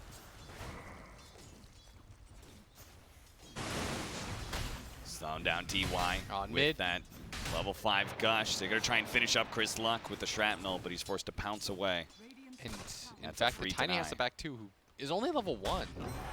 Yeah, Not really this, sure what the plan was there. As bottom lane, Whisper, who I feel like Whisper is so unused to having decent lanes that it's a little bit of a surprise for him that he's being able to just get this pull off. oh yeah, he's been targeted in almost every single game we've watched from him. He's done really admirably considering that situation. I felt like he Yeah. played a sick Legion Commander last game. Yeah, for sure. I thought he did the best with the situation that he was given, as Paparazzi getting a little bit assailed here, but I feel like he's going to be an issue this game. Paparazzi, with the type of heroes that he has against him, I feel like Chrono's always going to be free. As he gets a silence off on the Shadow Shaman, And the Aphotic Shield popping as well does a lot of damage. Fate's just going to be continued to slow down, He's and he dead. is not going to be able to get to that Ancient stack in time. and Whisper with finally having a good laning phase. Yeah, walking away with the first blood. Though he doesn't have nearly the CS that this Omni Knight has. He's 20-2 on Omni. Dude, I don't think this is that bad of a lane for Omni. I can't imagine that Tidehunter is ever a threat. No, that's the problem. This is so this Tidehunter 5 man is It's definitely interesting, let's say that. yeah. The thing about it is that it really doesn't provide any lane pressure, is the problem. If you Yes. can't get a kill with your Gush, that usually means that the lane is kind of bad for you. Yeah. But what it does really well, as we saw in the previous game, is it's a support that doesn't get bursted easily. And the Ravage potential of it is very good. Like, they did a really good job of fighting around that. It's very awkward to have a 5 position that is a credible team fight threat that you can't burst down, Yes, right? precisely. It's like Warlock. Oh, just, as long as you can jump on top of him, at mid. fantastic. But I'm trying Schofield's trying to get the toss in here. He's going to be able to hit the avalanche. Chris He's got Luck it. runs back into his tower, and with the pounce, this should be a dead sniper. That was so well set up. I mean, I feel like in Ori's mind, maybe he was thinking like, why is he backing up all the way there? Yeah. He's like, he's not eating a tango. Something is definitely Did wrong. they have the Tiny as well when they did the Slark mid against Broodmother? No. What was that, Earth They had Earth Spirit? Avalanche is going to be able to hit a stun. He does have a heal, though, but it may not be enough with the toss back, and Hector just laying shot after shot into him. Dude, Schofield's been a monster this tournament so far. Yeah, Schofield's... I mean, these Tinies, man, the boots first Tinies that are just running around tossing people. There's, like, no better level 1 ability than toss when it comes to getting kills. Still, in last hit category, all 3 top of the board still belongs to Yeah. Vici Gaming. Yeah, the hero kills may be all infamous right now at 3-0, but they only have a very shallow net worth lead because of the CS game. Ori starts the harassment damage on that Slark, hoping to be able to keep him low because he has this experience advantage right now with Chris Luck being away from level 6, but that's why Stinger and Schofield, they're going to go for the kill again. The toss back onto Ori. That's going to be another kill. Ori can only turn and fight as best he can with the shrapnels. And if you saw right there, they were trying to leave it for the Slark, and then they realized we're taking too much damage. Yeah. Furiously started hitting the sniper. Also, because they shared it 3 ways, that experience is not that much. Chris Luck is still a bit from level 6. Should get it with this creep wave potentially, as in mid lane, the Shaman has that second level of the Shackle. They're pinging right now. They really want to kill this Slark before he hits level 6. I think the sniper's going to TP in right away and try and go for the assassination. They're going to try and shove him out of lane. And Oh, they he's might dead. actually kill him. Oh, he got the level 6! Oh. Yeah, those creeps just died just in time. That was like a quarter of a second as he was backing out. Yeah. Gets the level for it. But, you know, them's the breaks as See replay of that moment in a sec. Is Siege Wagon does die, so this mid tower is no longer under assault. And the downside for this Slark is he still only has 19 CS. Like, his net worth cap is... Okay, look at it right there. Yeah, just 1 creep died, barely pushed him over the edge to 6. Quickly levels it up. I will say, though, if you look at the net worth, the sniper is still 700 in front of the Slark. Yeah. The sheer CS difference is still so significant as Vici finally get on the board. What that usually tells me is that one team is overplaying, if that makes sense. Like their net worth is, or their kill score is deceiving. Yes. If they start losing out on kills, then they're actually just going to immediately get behind, because it means Yeah. that one side has an easier way of CSing than the other. For me, it's like the passive state of the laning phase is superior for one team, and that's why the other team has to run around and Yes. try and get kills. So this 4-1 score, you know, Vici's still fine. Yeah. It just looks worse than it is. Hector. I'm interested to see how farmed he's going to get on this Venomancer, because he's far ahead in CS for the start, but Paparazzi wants to be able to hunt him down nice and early. He's going to be able to get him too with a Chronosphere. Doesn't Really even easy need kill. the bash. Hector just let himself get a bit too low. Paparazzi saw the opportunity to invade. Yeah, the gold lead's still very, very slightly in favor, but that'll change here in a second.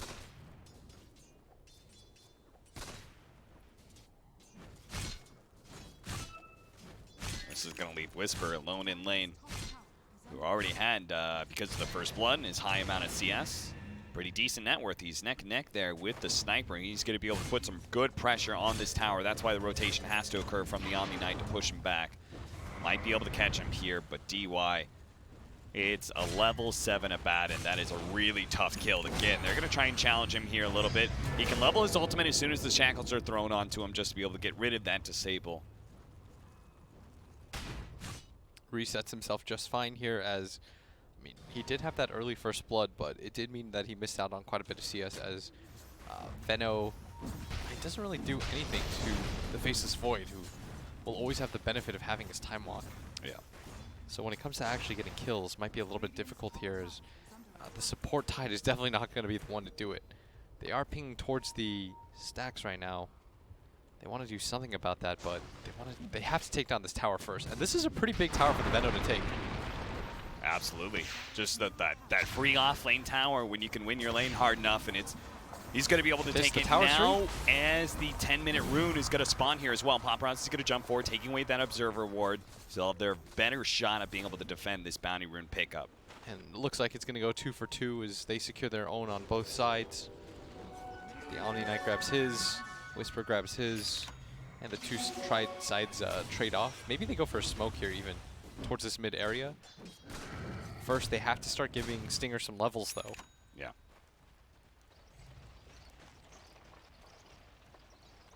Body blocking it up. Just a little bit just to make sure he doesn't have to be as far forward. But Schofield's on the hunt right now. The last remnants of his haste rune fade away. But has the positioning if Vici Gaming get a little bit too far to this right side. But they know because of the observer ward they had in their own jungle, they saw that rotation. That's why they're playing so far to the left. But Schofield still going to try and go for it anyway. But now he's overextended himself. Fade. He knew that this was going to take the bait. And that's why they laid this trap out for him. Chris Luck is going to go for the TP away. But that's why you had that Chronosphere in your pocket. I mean, that does force the Chrono, but at the same time, I'm not really sure why Chris Luck decided to stick around. No. Like, he was not going to save his his Tiny there. Yeah. And considering he's only level 4, it's not like there's anything to save. I mean, I think he got used to like how he was able to play the Slark last game. Yes. Because there wasn't that big AoE disable threat against him. But there is this game. There is. He can prove to be very, very So he's going to have to adjust to the idea of this Faceless Void.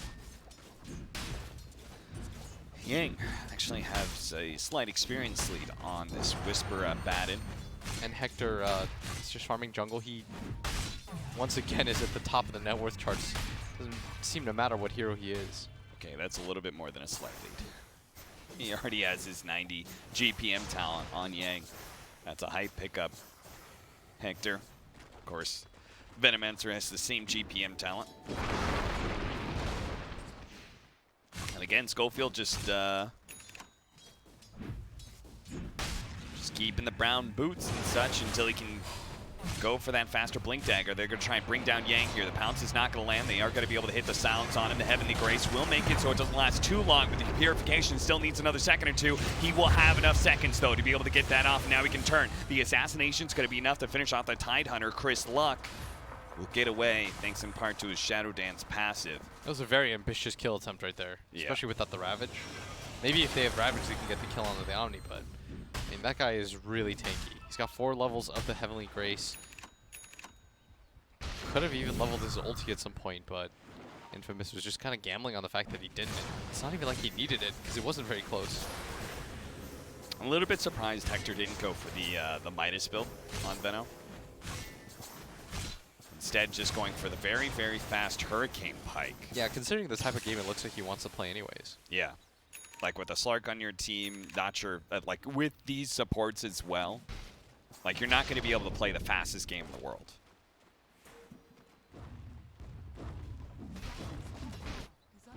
Paparazzi trying to finish up his Maelstrom by taking this tier 1 tower atop. Whisper putting the same pressure on the opposite side of the map. But it's only Infamous who are thinking about defending their tower right now with Schofield in the neighborhood. They If he has the right kind of opening, his team could rotate for him. But I think he got spotted, and as a result, he's saying, they got information. I'm not committing. You guys just go for tier 2. That's just what they're going to do. Top tower being traded out. They're just going to let it fall, and they're going to continue their assault in this bottom lane. This TP is going to come through. The Void is also coming in. If they're going to find anybody, it's going to be this Venomancer, who does have the Force Staff available. Force Staff's away. Paparazzi doesn't use the Chronosphere. A good read by him. That was not the good time to use it. Especially with the Naban behind him. That Venom would have been really tough to bring down, even if he did catch him. Curious enough, for once, Infamous don't have Midas on any of their cores. Yeah. DY going to be chased away through this mid lane. He's going to try and go for the stomp, and will manage to get, of course, the Dark Pact. Instantly takes off that stun, and the Slark by himself will finish off the Earth Splitter. He's going to do a lot of damage. Stinger is going to be saved a bit of it from the Aphotic Shield, but there's just too much from Ori. Who headshot after headshot. Now he's going to force out the borrowed time from Whisper as well. Ori does so much damage. If he's able to just hit from the backline, is both the cores now have the Maelstrom, and this Slark, I mean, he was in a dangerous position, but Void actually got hit by the creep. Oh, the ancient creep? Yeah, the Crawler actually prevented this kill. Oh, no. So instead he's going to go for Whisper because they know he used his borrowed time just now. And he picked up the bounty rune for that. He was left with 1 HP. Whisper was trying to cast his shield. Maybe better serve trying to get the Mistcoil off to get the deny, but unfortunately neither for him. As a much better situation right now is, I mean, they're leading by 1k gold. They have ways to get kills on these cores. Blitz, what is the timing behind Venomancer core? Right, because it feels a little weird. It's a hero that's supposed to pressure heavy in the lanes, but then he's going to hit jungle creeps for a while. When does he feel really strong in the mid game? I think right now when he has his Pike. Just as soon as he has Pike? I think he should feel fine. By the way, do you notice everybody from Infamous really likes, both their cores really like getting they're going to be able to get a nice blink avalanche toss right on top of Ori. Chris Lux trying to finish him off, but Yang is able to get off a good Heavenly Grace Purification. They still hit him with Ravage, though. They're staying on top of Ori. Ori turns and fights, knowing that it's nowhere to run, but he's actually doing a lot of damage to Hexter before he finally falls, but still the Purification keeps him alive a little bit longer before finally that's it. Chris Luck was able to pounce away before Paparazzi finished off. Now he goes back in with the Aphotic Shield. He knows these heroes are low. Burst down the Omni Knight. Might still be able to catch out Yang, who's silenced up. Will get Dark Pact damage, and that's going to be it underneath the tier 1 tower. Chris Luck looks to finish up that tower as well. Shadow Shaman, Sniper, Omni Knight, all dying there. Chris Luck's going to get a tower, some Serpent Ward gold as well. This Tiny is just ruining them right now. They all in committed for Ori. You saw the difficulty, right? When the Omni's there, it's hard to just burst down the Sniper. They had to all-in commit just to kill Ori. I think at that point, it's one of those situations where you feel bad about letting him live because you have lost heroes, but you sort of have to hard commit to it anyways, and Whisper's positioning right there was the best.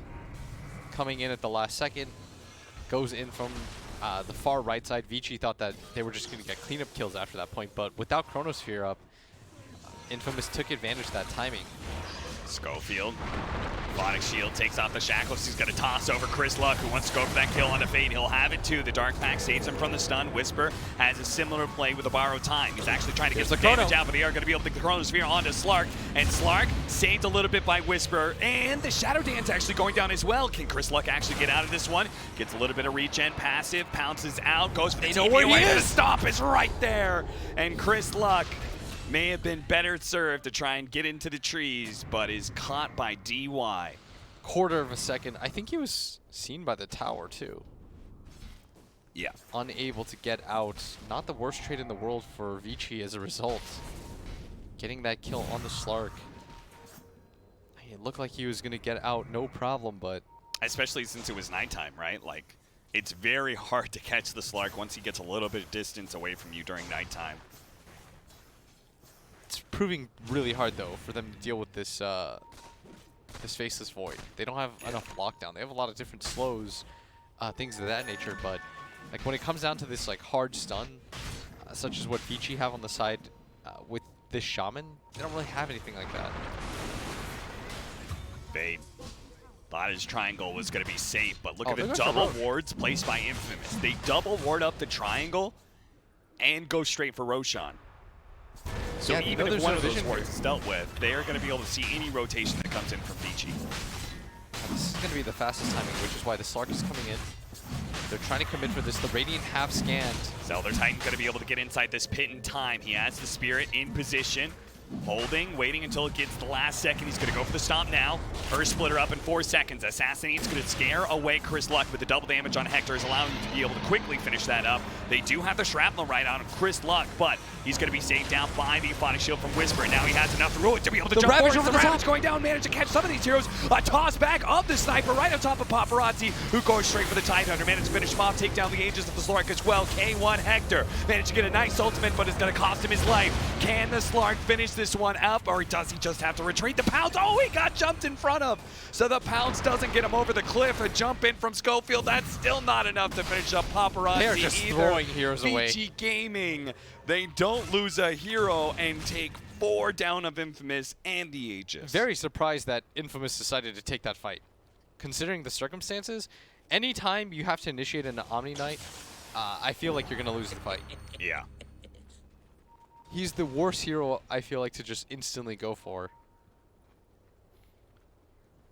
And that means they don't have to worry about the Aegis, but they also get these 20-minute bounty runes. They're not going to get all 4. Whisper snags one. Yeah, I'm we're gonna see look this back again. at the replay. I mean, just look how low Chris Luck was and Whisper. Yes, and you could back out at this point, reasonably speaking. Yeah. They also decided to go for 2 different targets.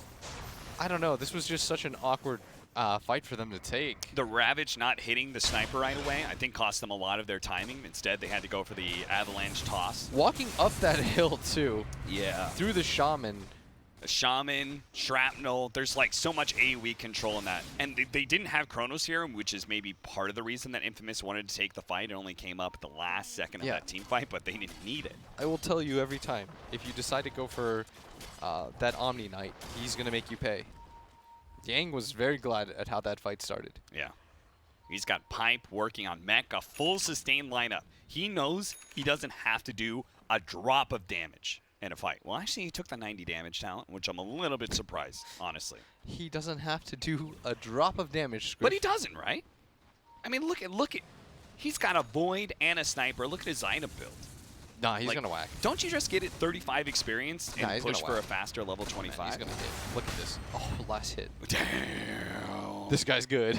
He took it away from Ori. This This guy's guy's good. This trying guy's to good. carry right now. This guy's good. Hector gonna be caught.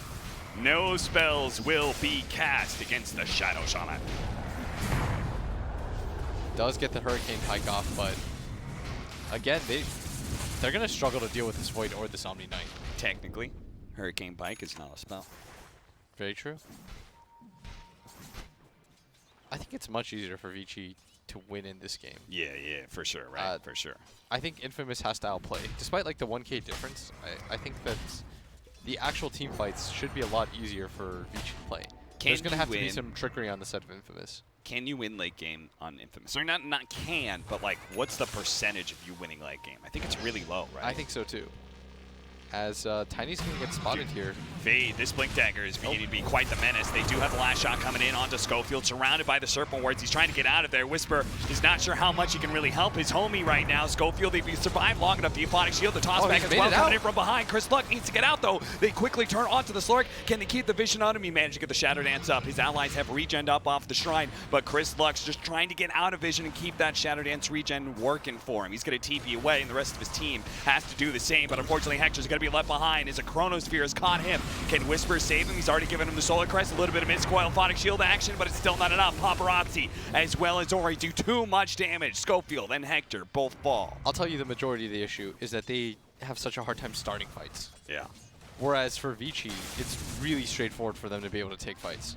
That's why the only fights that looked good was that window where Schofield had just picked up Blink Dagger. Yes.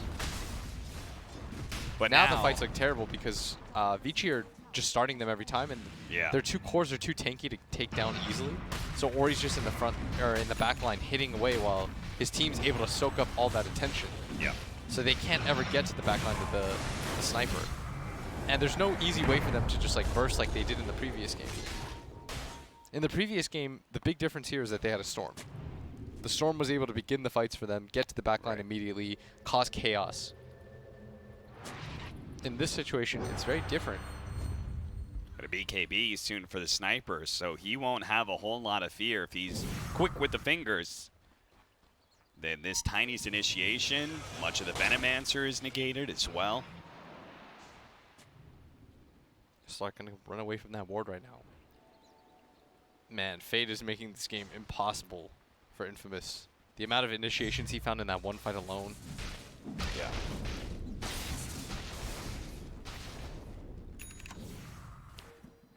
How far away is Stinger from Blink Dagger on Tide? Or is he going the same Solar Crest build? No, I think he needs the Blink this game, right? Yes. They need follow-up to the Tiny.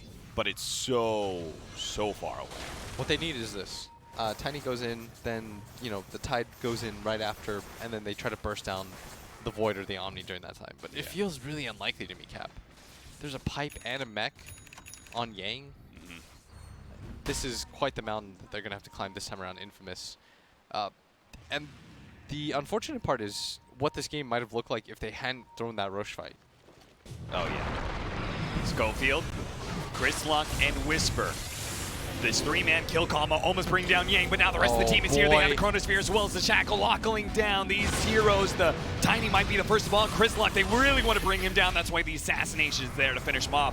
Whisper, the only way to walk away with the borrowed time, but Hector's going to be slowed down by the shrapnel. Ori poking at him, pecking at him, while the rest of the team is going to be able to clean up Whisper as well. Nobody of Infamous who is in this fight is going to walk away free. Is going to get beat down right now. Does have that Linken's, but it really doesn't feel like it matters. No. This Shadow Shaman initiation way too strong. The counter initiation of the Void Chrono is a little bit too big too, and the Omni Knight doesn't even die during that time.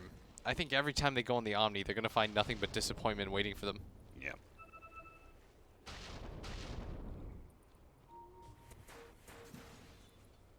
6,000 net worth lead with a team that has an Omni Knight, Sniper, Faceless Void. That's a lineup that's going to scale real well into late game. You see that? Ori popped his... What's the ability called that increases his range? The active of it? Take aim. He popped it and took the last hit on that tier 2 from like 2,000 units You were away. the one that told me that there was an active. No, you were dumbfounded. You're like, what? Stinger. He's got Ravage, but the team isn't here to follow that up. All right, they're starting to get a little bit desperate here. They're crumbling.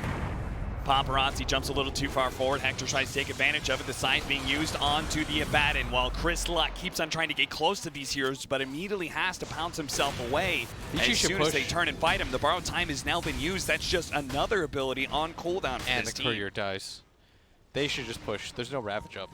They need to protect their catapult. They got the Siege Wagon tooting along. They're pinging towards the top right now where they've got a bigger creep wave, and they're going to go in. No borrowed time. That's death. They have a buyback on the Abaddon. I mean, Stinger is alive in 1 second, but he's a 5-position Tidehunter with no Ravage. God, this was so well done by Vici. And they are just taking advantage of the fact that there's no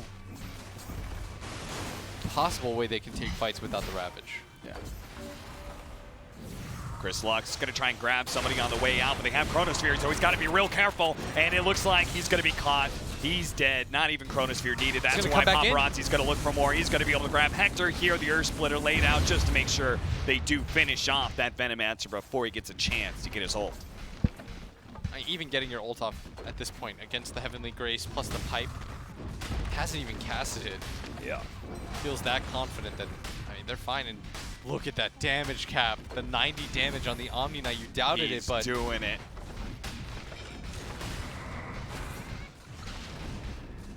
What's that Hex? Where did he Hex? Was there a hero close to him? The range creep? Oh, he hexed the range creep? I was like, is there some hero coming in from behind? What's going on? Fade Zing, sorry.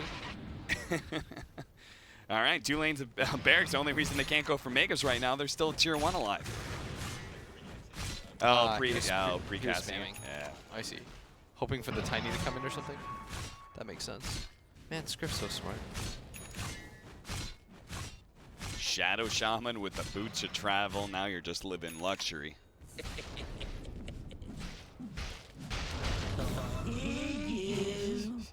Taunt all you want, Chris Luck, but I don't know if Vici Gaming is going to be stumbling into any errors this game. They are looking like a very clean machine. This kind of lead, all they have to do is control the game, get the next Roshan, march down bottom lane.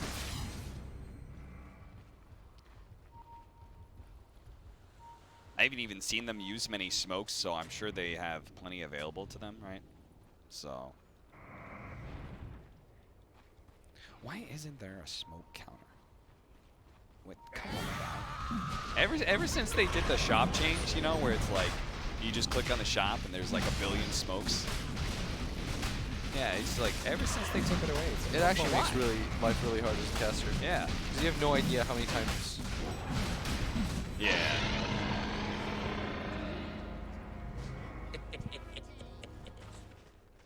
Combined with the fact that it's not as simple as like just count the smokes, you know? Yes. Sometimes some teams buy more than others.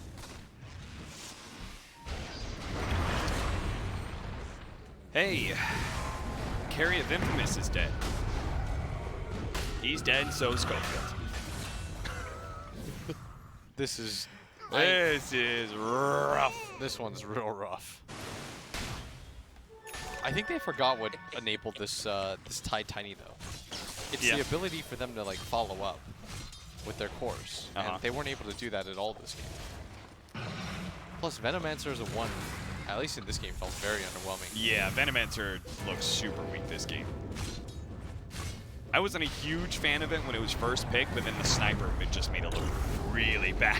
And Chronosphere before the Ravage can actually go out, so that is going to be buybacks either forced out of Oh my Infamous, lord. or they're just going to call it here. Yeah, Paparazzi say, sure, take game 1, but did you Fountain Farm? Because that's what I'm trying to do right now. Vici Gaming are going to be repelled, pushed back. Vici are trying to remind everybody, last game didn't happen. Yeah. See how much we're dumpstering Infamous? This was a 2-0. Yeah. We beat them so bad Yeah, that it feels like they lost 2 games. Whisper's gonna die with no buyback. Infamous just trying to hold. Chris Lux making his big commitment, and then it's instantly countered by the Omni Knight. They're going to call it.